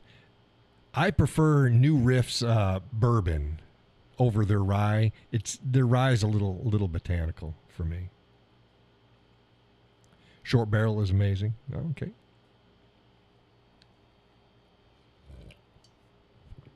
I don't think we got Short Barrel in my market up here. Balboa Rye is yum. They do have Whistle Pig. Now, Whistle Pig isn't interesting. I've written articles about Whistle Pig. he's a character, and they're out of Vermont. Overpriced, not bad rye. Overpriced. He built the brand on image. The partners were all out of New York. Says, oh yes, Whistle Pig goes down really well. Yeah, but it's overpriced. There, it was a rye company that didn't actually distill any of its own stuff. They bought their juice from Canada. They built the company to basically build a brand and then sell it. And the guy that they had managing it He went his own way basically and did some shit he wasn't supposed to do and spent money he wasn't supposed to spend, and he lived as if it was a $1 billion brand and stuff like that. Well, right now they do actual, not all their stuff, but some of their stuff is from farm to the door because they grow their own rye now. But all at the beginning, and some of it's their own, some of it's juice from Canada. And he had to purchase the company. They took him to court because they were trying to sell it. It was a big row. It was a mess. But yeah, good stuff, just overpriced. But you see that with a lot of brands out there. You go, yeah, good stuff, just, it's a $60, $65 bottle and they want $100 for it. It's like, it ain't $100. But he was doing it, like the Harley Davidson and all these other things. They market the name. Tracy says, wow, I didn't know that. No, a lot of people don't. I said, I know a thing or two. I'm the Whiskey Cowboy. The one and only. There is only one. Well, there's a guy on TikTok, I believe, that was calling himself Whiskey Cowboy, but he doesn't do anything with whiskey, and he started up way after I did. But generally, the only thing that comes up with the Whiskey Cowboy is yours truly. But yeah, it's a sordid story, the Whistle Pig story. Hey, do you know Uncle Nearest has closed down? Would you be a guest on some whiskey shows? Well, that depends upon the show. Why? Some shows that are wanting to have a guest. I used to do reviews, but the review market is just saturated. It's just saturated. I got into it because somebody the whiskey fellow, Jeff Schwartz, he's a buddy of mine. He's out of Wisconsin. And he's like, yeah, John, you need to do whiskey because we talked about whiskey. He's like, you got a good nose. And it's like, yeah. So he says, you need to do some reviews. So I started doing reviews and stuff like that. And he does it for a living. It's like, it's saturated. So I got a shit ton of reviews out there, but I do politics and social stuff now. Yes, I did know that about Uncle Nearest. I just got a great store pick from Frugal McDougal out of Nashville. That's been pretty amazing. Yeah, I've liked whatever expressions I've got from them. Some of their stuff was a bit pricey. I don't think it was worth the price either. But then again, like Angel's Envy, it's always been overpriced. Now it's more reasonable, but for years it's like, yeah, it's okay, but it ain't worth the price that you're asking for it. So there's a bunch of them out there. I am a equal opportunity, good whiskey, overpriced guy. I call it like I see it. Tracy says, yes, I know, and heavily involved in a lot of whiskey groups that would love to have you on as a guest. Yes, AE is a op. I would like it too. Yeah.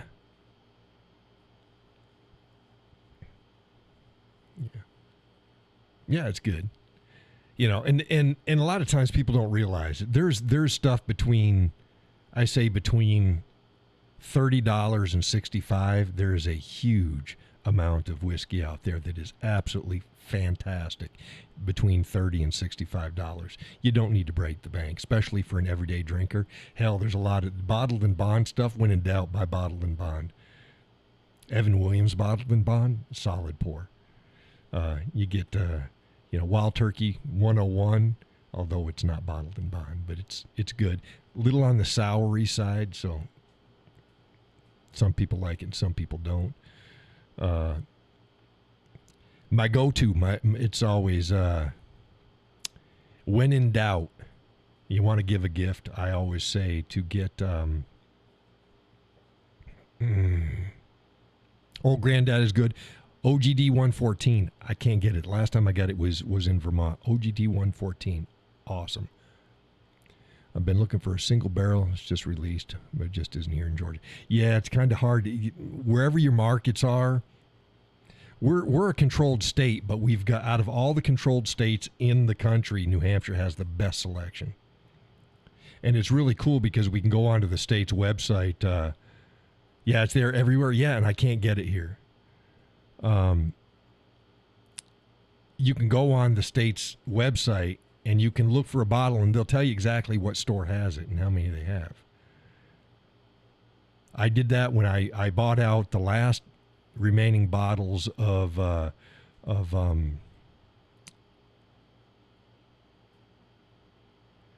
God, what the fuck was it? Powers Signature Release. I bought out the last, I think, 6 bottles of Power Signature Release in the state a couple years ago. And you may or may not know, they don't make Signature Release anymore. They went with 3 Swallows instead. 3 Swallows is okay. I don't think it's as good as Power Signature Release. Now, their John's Lane is better than the Signature Release, but it costs more. I don't think it's overpriced, but it costs more. The Signature Release was in a sweet spot in price and an awesome pour. I still got, I think, 2 bottles left. Now I'm trying to say what Elijah Craig, Bottled and Bond. That was my go-to. People ask me, if you're in doubt and you want to buy a decent bourbon at a good price to give as a gift, get the Evan Williams single batch. No, where was it? No, Elijah Craig small batch, long day. Elijah Craig small batch. She says, I have some Scotch whiskey, some Irish whiskey, but it just isn't hitting me as much as a Scotch. Yeah, you got to get the crossovers. You got to get the crossovers for Irish whiskey. So, John's Lane. If you haven't tried it, try some John's Lane. It's got some rye spices to it. It's smooth. It's nice. JD Single Barrel for bourbon or rye are pretty great, yeah.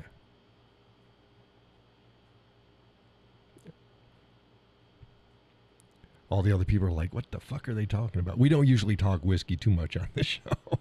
We do every once in a while when somebody comes in. If you like JD, do you mean by crossovers for Irish whiskey? I call crossovers, they're the whiskeys that have notes that are friendly for people that drink other types of whiskeys. So in other words, like if you get a Scotch that has a lot of really good bourbon and rye notes in it, I'd say that's a crossover. And again, non-peated, even better. So if you're a high rye drinker or a high rye bourbon or a rye drinker, then that Scotch is going to suit you the same way with Irish. I call them crossovers.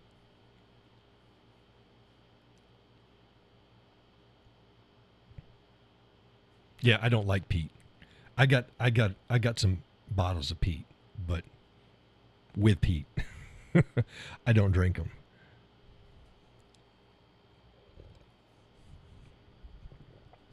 Oh, a good Scotch, good spicy Scotch, but it ain't a Scotch, but it's a Scotch.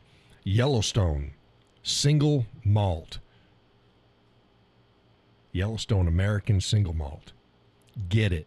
It's fantastic. It's like a standard Scotch and a rye with no botanicals had a baby. It's absolutely wonderful. They can't call it a Scotch because it's not made in Scotland, but it's a Scotch. It's a single malt made by Yellowstone. Absolutely fantastic. I think it runs mid-70s for the bottle. But oh, I like that. And I think it's somewhere around, I'm trying to think off the top of my head. Somewhere between 108 and 114 proof. Said, oh Lord, I had a Yellowstone but didn't like it. But as you say, this isn't this. Now I'm thinking it's because I had bourbon in mind. Oh yeah, and Yellowstone makes bourbon. But no, I'm talking about their single malt, which is a Scotch. Yeah, like a lot of brands, they're not all the same. They do make a bourbon, but I'm talking about their it's called the Yellowstone American Single Malt. It's basically a Scotch, but it's a spicy Scotch. Oh, and it's a pretty stout proof. It's well above 100. Yeah, and I think it runs. Like I said, I think it runs mid 60s, mid 70s. I'd have to check the prices. I'm trying to go off the top of my head. I pick it up when I got a little extra cash, and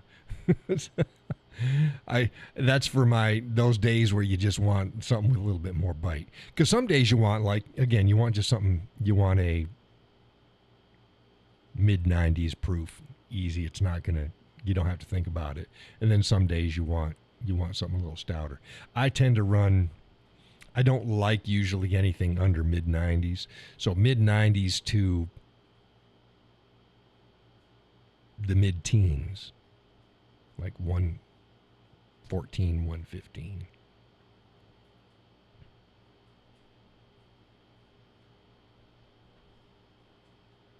And you got Rare Breed. Rare Breed is good. And then you've got oh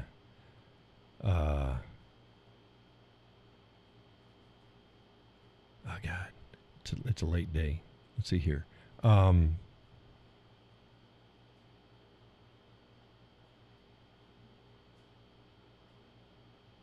Help me out, Tracy. Dang it! It's another one with a bird on it. It's another one with a bird on it. Yeah, Rare Breed. Rare Breed is good. They actually they up the proof on that to what 116.8 or something like that. It used to be like 114.2. Yeah, it's Wild Turkey. I actually liked it at the slightly less proof. It's still over 110. God, I'm trying to think of that. Help me out with the name of the. It's another bird. It's a bourbon. It's sweeter, milder. It ain't spicy. It's got a freaking eagle on it. It's a thin bottle. Help me out here. The last one got sent to me. Somebody sent it to me because I couldn't find them in my market anymore, and they're like, "Oh, I got to send this to the Cowboy," and they did. It was good. Eagle Rare. Thank you. Thank you, Eagle Rare. Tracy gets a gold star. It's a long day. I was like, yeah, I see it in my head. Yeah, tall, skinny bottle, got an eagle on it, and it's coming in for a landing.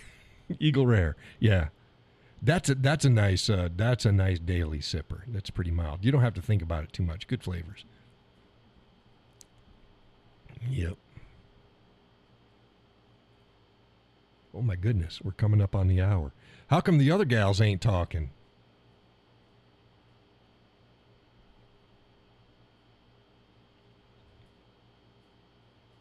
Yeah, we don't talk a lot of whiskey on the show usually. Exactly how I would describe Eagle Rare. Yeah, I know my whiskeys. Yeah, it's good. It's smooth. It's mild. It ain't spicy. It's got good flavor. You don't have to think about it too much. It's good pour. It's not offensive. It's another one. When in doubt, you can pour somebody some Eagle Rare and it's fine. Judy says taking notes. Yeah. Yeah, it's another one it cost more than the Elijah Craig small batch though. Four Roses is another good one, either small batch or the single barrel. Those are good. Laurel says, I do not like bourbon, even though I'm the bourbon capital of the world. Yeah. Yeah, and the missus, she doesn't drink it either. She's tequila, but she ain't drank tequila in ages. But yeah, she's a tequila. She's a tequila gal. Tracy says, not at my store. It doesn't. ER is At my store, EC is a little bit more, not much.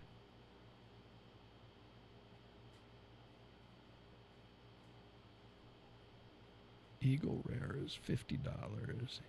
EC Elijah Craig is a little bit more, but much. Oh, really? So Elijah Craig small batch is more than your Eagle Rare? Wow. Yeah, markets are funny that way. Markets are funny that way. Both of them are awesome. They're good. When in doubt, yeah. And I get people all the time. They'd ask me, "Hey, John, I wanna get a whiskey for, a friend for a special occasion." It's like,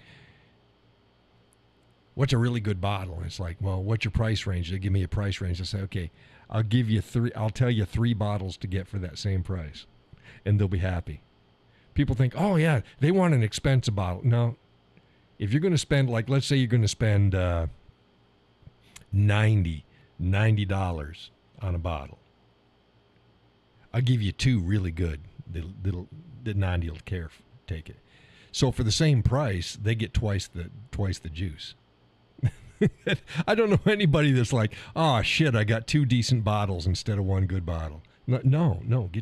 There is a ton of really good, affordable pours out there. You don't need to break the bank. I mean, you can. You trying to impress yourself, or you're going to get your buddy a good drink? And I also go, what does he like and what does he don't like? I say avoiding the landmines is as important as getting a good whiskey. Because again, like, let's say, take Ryes. Oh, they really like Ryes. And then you find out, oh, they don't like botanicals. So you got them really good rye, but it's a botanical. Well, you just wasted your money. Know what they don't like. They don't like peat. Okay, same with Scotch. Tracy and I both like Scotch. Tracy and I do not care for peat. So then you go Glenmorangie or something like that. Get them a nice Scotch or again, Yellowstone American single malt. Done deal. But you get them a nice, everybody says this is a great Scotch, and you open it up and it's like, holy shit, they got half the bog in there. That doesn't do any good. You wasted your money. Find out what people don't like. Judy says my phone is on deathbed. If I disappear, it's because I have to. Okay. Well, we only got about 5 more minutes left on the show. So if you pass out, if your phone dies before then, you have a good evening, and see you on next Wednesday. And of course, you'll see me on Facebook.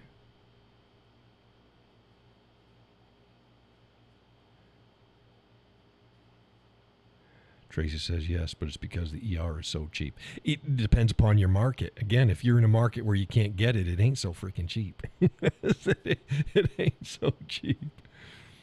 Oh, man. And $50 for a bottle isn't really cheap. I mean, it's cheap, but it ain't really cheap. I consider 20. That's pretty cheap. 20 is cheap. And you can get good whiskey for $19 to $21. But you got to know what you're getting. You got to know what you're going to get. Hell, I mean, Evan Williams bottled in bond, I think, will run you right about that.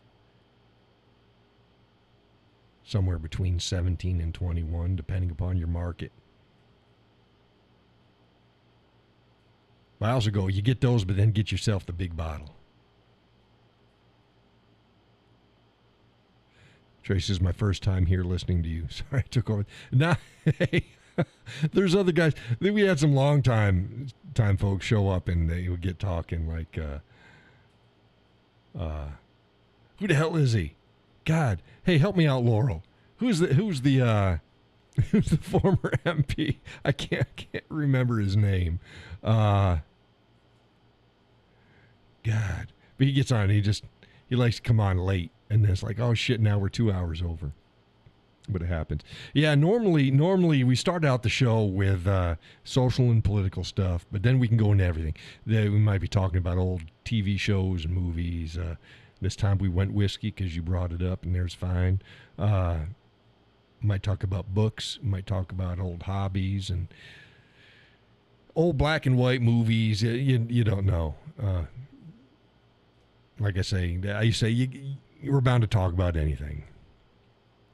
My brain is not breaking. Yeah, but you know who I'm talking about, don't you, though? You know who I'm talking about. And I'm horrible with names, too. So, God. Whatever. He comes in and talks. Now, I don't know what age group you're in. Most of us here are over 40, below 70. Laura says you never know what the topic will be. Yeah, like I said, start out. You're a Gen X. Okay, so you're either right in the group or just below the group. It's that my analytics on Facebook. I run the sweet spot is 15-60, that 20 years, with some going into 70 and then more, and some going down to 40. So 40 to 70 is the basic range. Some over 70, some under 40. Got a few. 50-50 male, female. They swap places. So gives you middle age to early elderly, I guess you'd call it. I don't know. Not kids. So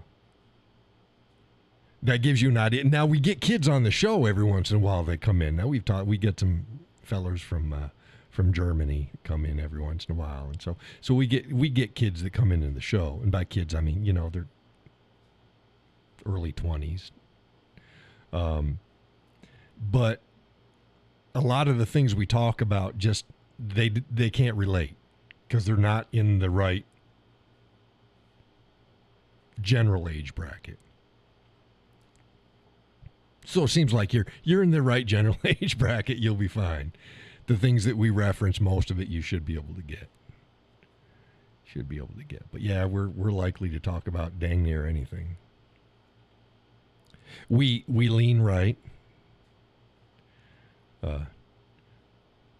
You'd think it would go Cowboy would go without saying, but you never know nowadays. We lean right, lean Christian, lean conservative. We're not fanatics. We'll talk to anybody. We're normal people. But yeah, you won't generally find a lot of leftist stuff here. You're a right leaner since the year 2000. Well, at least you started leaning in the correct direction. I also have a CC. CC, was that concealed carry or credit card? I got a couple credit cards. Yes, concealed carry. Yeah, you don't need one in New Hampshire. I open carry just because people go, well, why do you open carry? I don't have to change my clothing size. I can slide my holster around. It's just easy enough to do. And nobody gives me any shit for it. I mean, New Hampshire's got some of the best laws in the country when it comes to firearms. You can do all sorts of shit. Nobody cares. Nobody gives a shit. People think New England and they think, oh, gee, Massachusetts. No. No. Live free or die, baby. How hot does it get in the summer in New Hampshire? It depends. We're usually 80s and 90s. We're starting to cool down now at night, so that's good. We're looking for a new retirement place. Yeah, New Hampshire's, it's very green. It's very green. New Hampshire's neat because from just about anywhere in New Hampshire, you can get to the mountains, you can get to the sea coast. Logistically, it's great. You're never going to run out of shit. Even when they were playing the hogwash crap You never run out of shit. We never ran out of toilet paper. We never ran out of that shit. It's logistically, it's sound. A lot of lakes to go on. A lot of mountains to hike. Tons of horses. Not a lot of cowboys. There's at least one, but there's a lot of misconceptions. They do got liberals up here.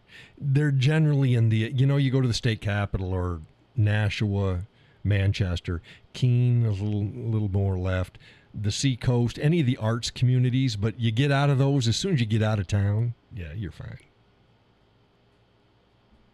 You're fine. I'd say definitely, if you haven't been up here, take a trip up and see if you like it. Taxes are high.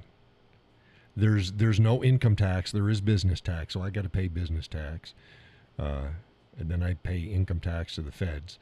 But there's no sales tax. Property taxes are high, so you got to pick your. Being retirement is good because you're not tied to a town to work. So you get into towns where you got lower taxes, but those lower taxes are still higher than elsewhere. Like for my place down in Oklahoma, I was only paying like $150, $200 a month or a year in taxes, homesteader. You can't, that ain't here. New Hampshire's a high property tax state. But you got a lot of freedom.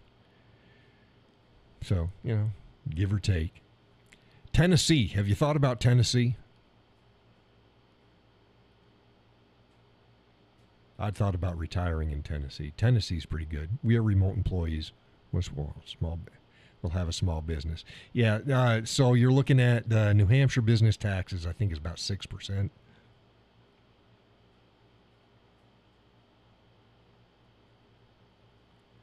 They be orange in Tennessee. What does that mean? They be orange in Tennessee. I'm missing the they be orange in Tennessee.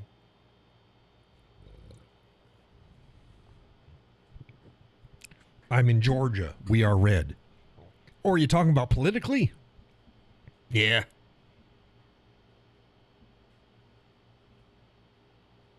Well, New Hampshire's a weird state. You can get SEC football. Oh, it's not politics. Yeah, Laurel's like I don't do sports. I don't do sports. See, Laurel probably got the reference. I didn't get the reference.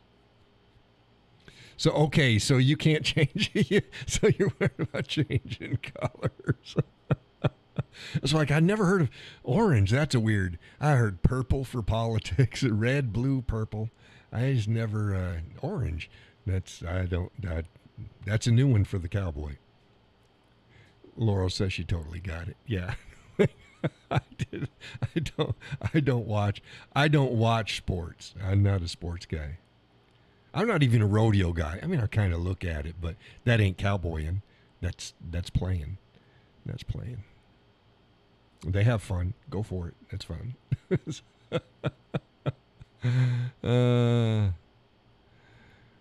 Yeah. So, okay, don't go to Tennessee. But Tennessee is a good retirement state. Good retirement state. Three parts of the state, east, central, and west. East is where the mountains were.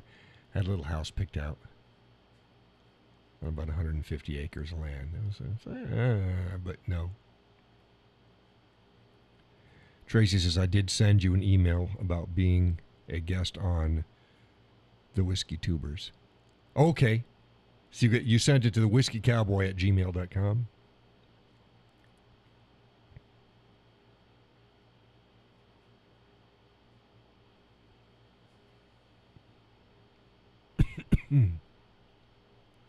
Laurel says, when I was in Georgia, it was either the dogs or the Yellow Jackets.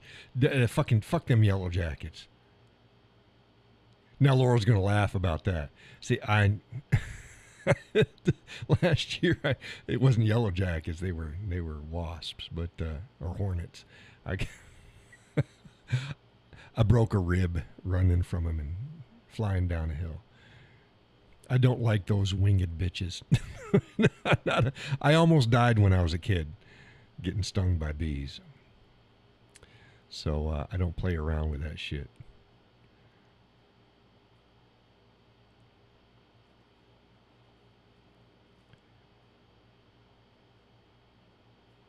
Okay, fantastic. Yeah, I'll look for it. I'll look for it and get back to y'all. Give me a bit though, because I get in a lot of emails and I field messages and stuff like that.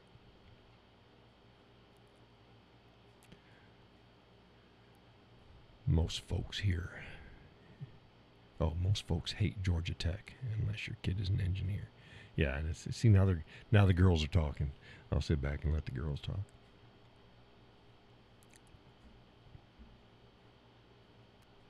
Yeah, see, they're talking football.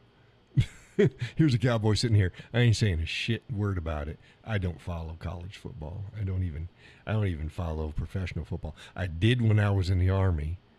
I had a buddy that was in the Air Force, and he was from Buffalo, New York. So of course my team had to be Dallas, and his was Buffalo. So we could have a friendly rivalry. Other than that, yeah. My son watches. He's big into football. Not me. I think I have a football jersey someplace. I think the missus got me the jersey back a while ago. I don't years ago. But I don't wear it. I don't even know why maybe she got it because her son's into football. I don't know. The girls are all chatting. I'm not going to read their stuff. If their stuff scrolls up in the feed and people watch it tomorrow, they can read their stuff. I usually read the conversations, but I'm not going to be the interpreter. It's too late for that. They're bonding. Isn't that sweet? The girls are bonding.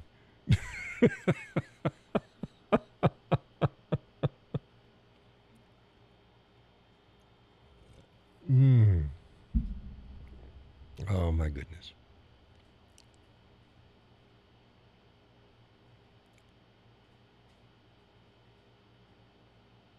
Boy, they're just going back at it.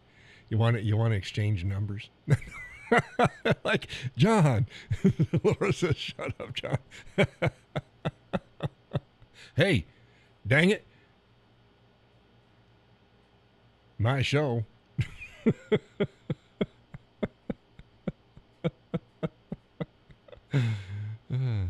I said bottled in bond. I didn't say you guys can just bond. I said bottled in bond. There's a difference. No, John said if you have any doubts, just get it bonded. Which is true. Oh my goodness. I lost control. They just done took off. Do you have some kind of delay on posting? I keep getting this odd look on the arrow for posting. No, I don't have a delay for posting. I do not. No. Now the only delay would just be because of the YouTube servers. There is a delay between when I'm talking and then everything goes out there. Right now, I think I'm running between 5 and 10 second delay, but that's just a natural loop because I'm sending the signal back and forth. But no, I have no artificial delay on the text going out there. Any delay just happens to be on their end.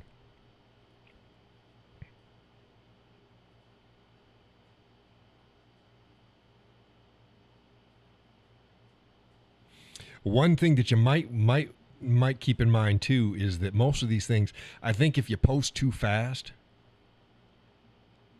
they might think that you're a bot or something like that. But no, I don't have any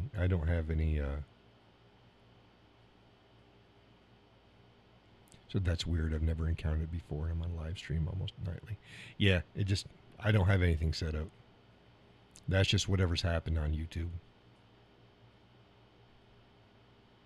Now you're talking about your live stream on YouTube almost nightly.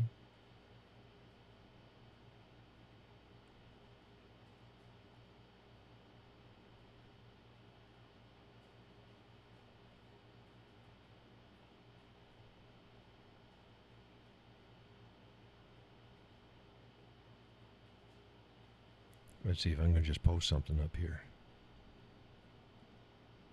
Not my live stream, but when I watch other live streams. Oh, yeah.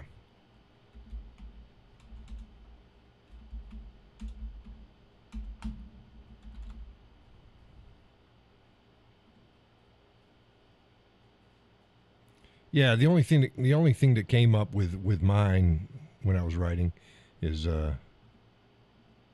let's see, now I got these weird things. I don't type very often on here. I got nothing that came up weird.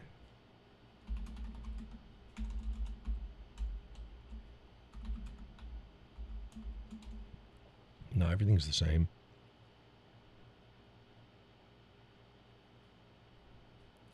She says, I'm the big mouth in the background usually, playing Stump the Teacher. Oh, sorry. Yeah.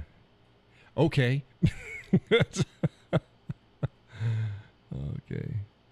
Yeah, nothing was odd. How about you, Laurel? You getting any weird stuff? You've never said anything was weird when you were posting.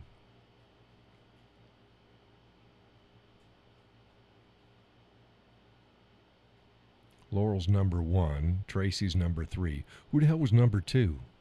Where'd number 2 go? Do you guys see those crowns? Where'd number 2 go? You went from 1 and number 3. There's no number 2. Maybe scroll on up here and see whether Judy was number 2.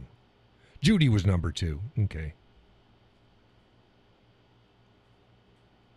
Maybe you got tied up. Oh yeah. Maybe you and Laurel were trying to post at the same time or something. I have no idea.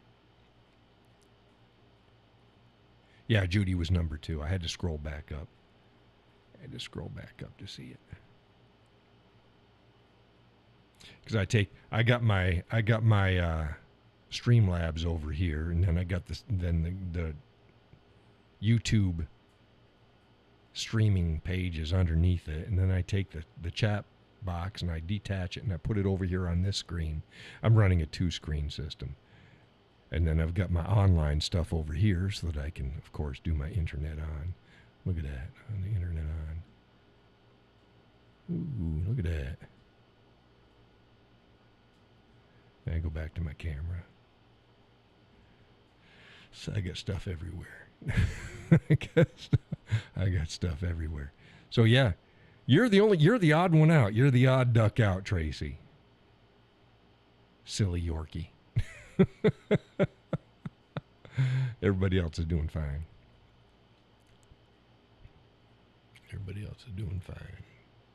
Well, we're about quarter after. The show is every Wednesday, 8 o'clock. Oh, is Sam John? Yeah. 8 o'clock every Wednesday. 8 to 10. Sometimes it goes longer. Sometimes it goes a lot longer. But it's usually 8 to 10. And then sometimes it's not. So this was fun. It's a different kind of show. I don't know what live streams you're used to being on, but it's a free flow. I start out the show. I have a few bullet points that I want to take on. You know, tonight was the WNBA, my boat, a bunch of other stuff. Whiskey live streams. Yeah, I've never been on a whiskey live stream, so I don't know how they go.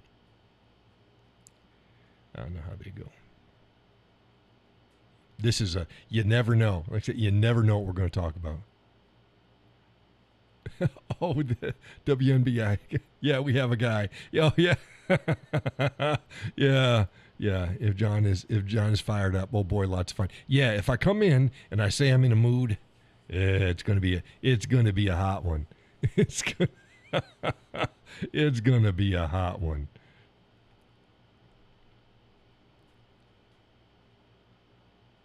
Oh, he is somehow affiliated with the WNBA in the back of the house. Oh, yeah, I don't know. He knows all the secret stuff. Yeah, yeah. They got to get their shit together. They're gonna. Okay. But I talked about that at the beginning of the show, and a couple other stuff. What else did I talk about, Laurel? The boat, WNBA, jack wagons. Uh,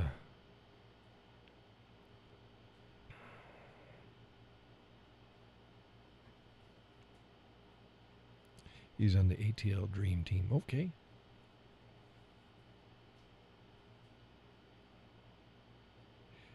Hey, Tracy. Do you talk this much in real life? Oh, the Black Fair in Minnesota. Yeah, we talked about that. The Black Business Fair. Tracy says, I joined when you were on the boat. Jack wagons are folks I don't want to be around. Oh, yeah. No, I get it. I get it. So, yeah, you were here pretty early. You're here pretty early. No, actually, I'm all alone. You're home all alone all day, every day. That doesn't mean you can't talk. You can, you can still talk. Those things are not mutually exclusive. Being alone and talking a lot. You might talk. You might have pets. You might mutter. Boy, you should hear me in the shower. I do a lot of arguing in the shower. Does everybody else do arguing in the shower? You run things through your head and you just verbalize them. No one here except for the silly Yorkie. Well, you can talk to the Yorkie. I talk to Hudson.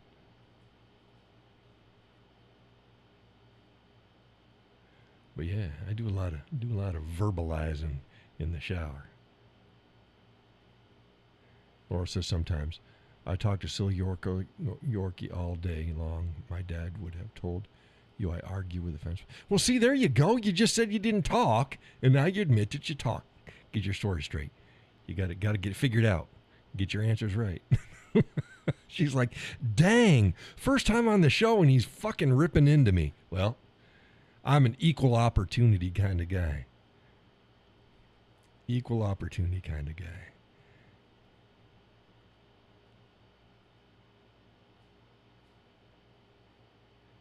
My goodness.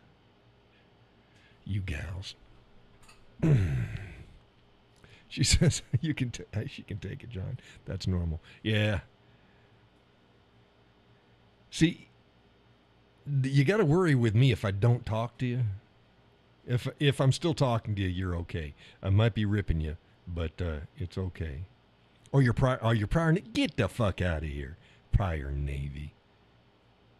Ain't shit. Can hang with the best of them. Navy gal. Jesus. Fucking Navy. Yeah, I'm prior Army. The real branch.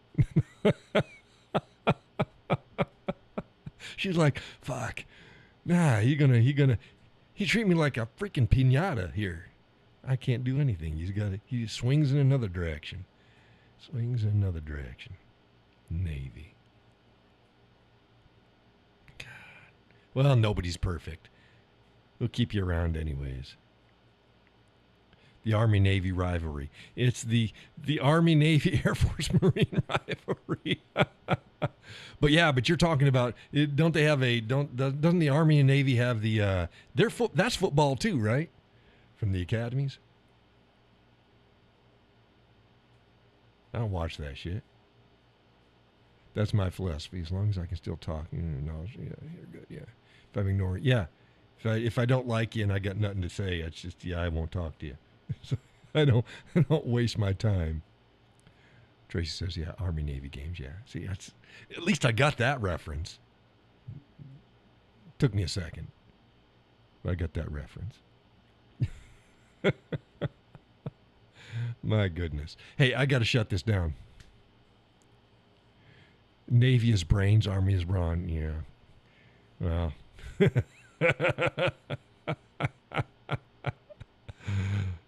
There.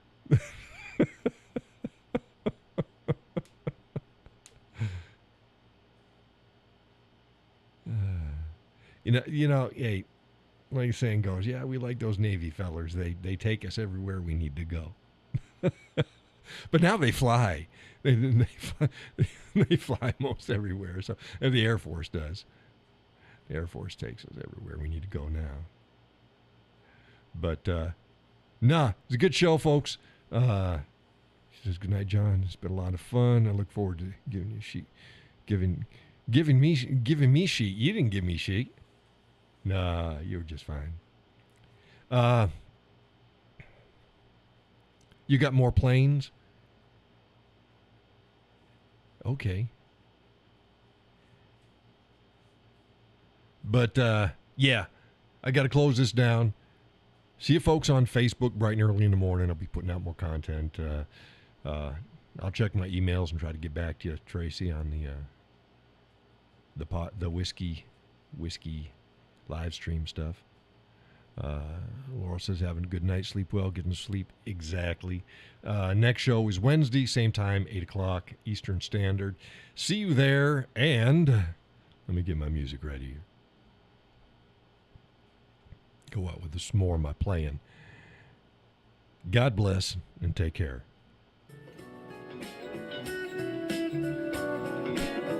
Oh, she says, you have a great radio voice. Thank you. I had one guy come in one time. He's like, you got one of those smooth jazz voices. Like, it is what it is. But again, thank you. Now I'm going to key in the music again. And once again, God bless. Take care. See you next week.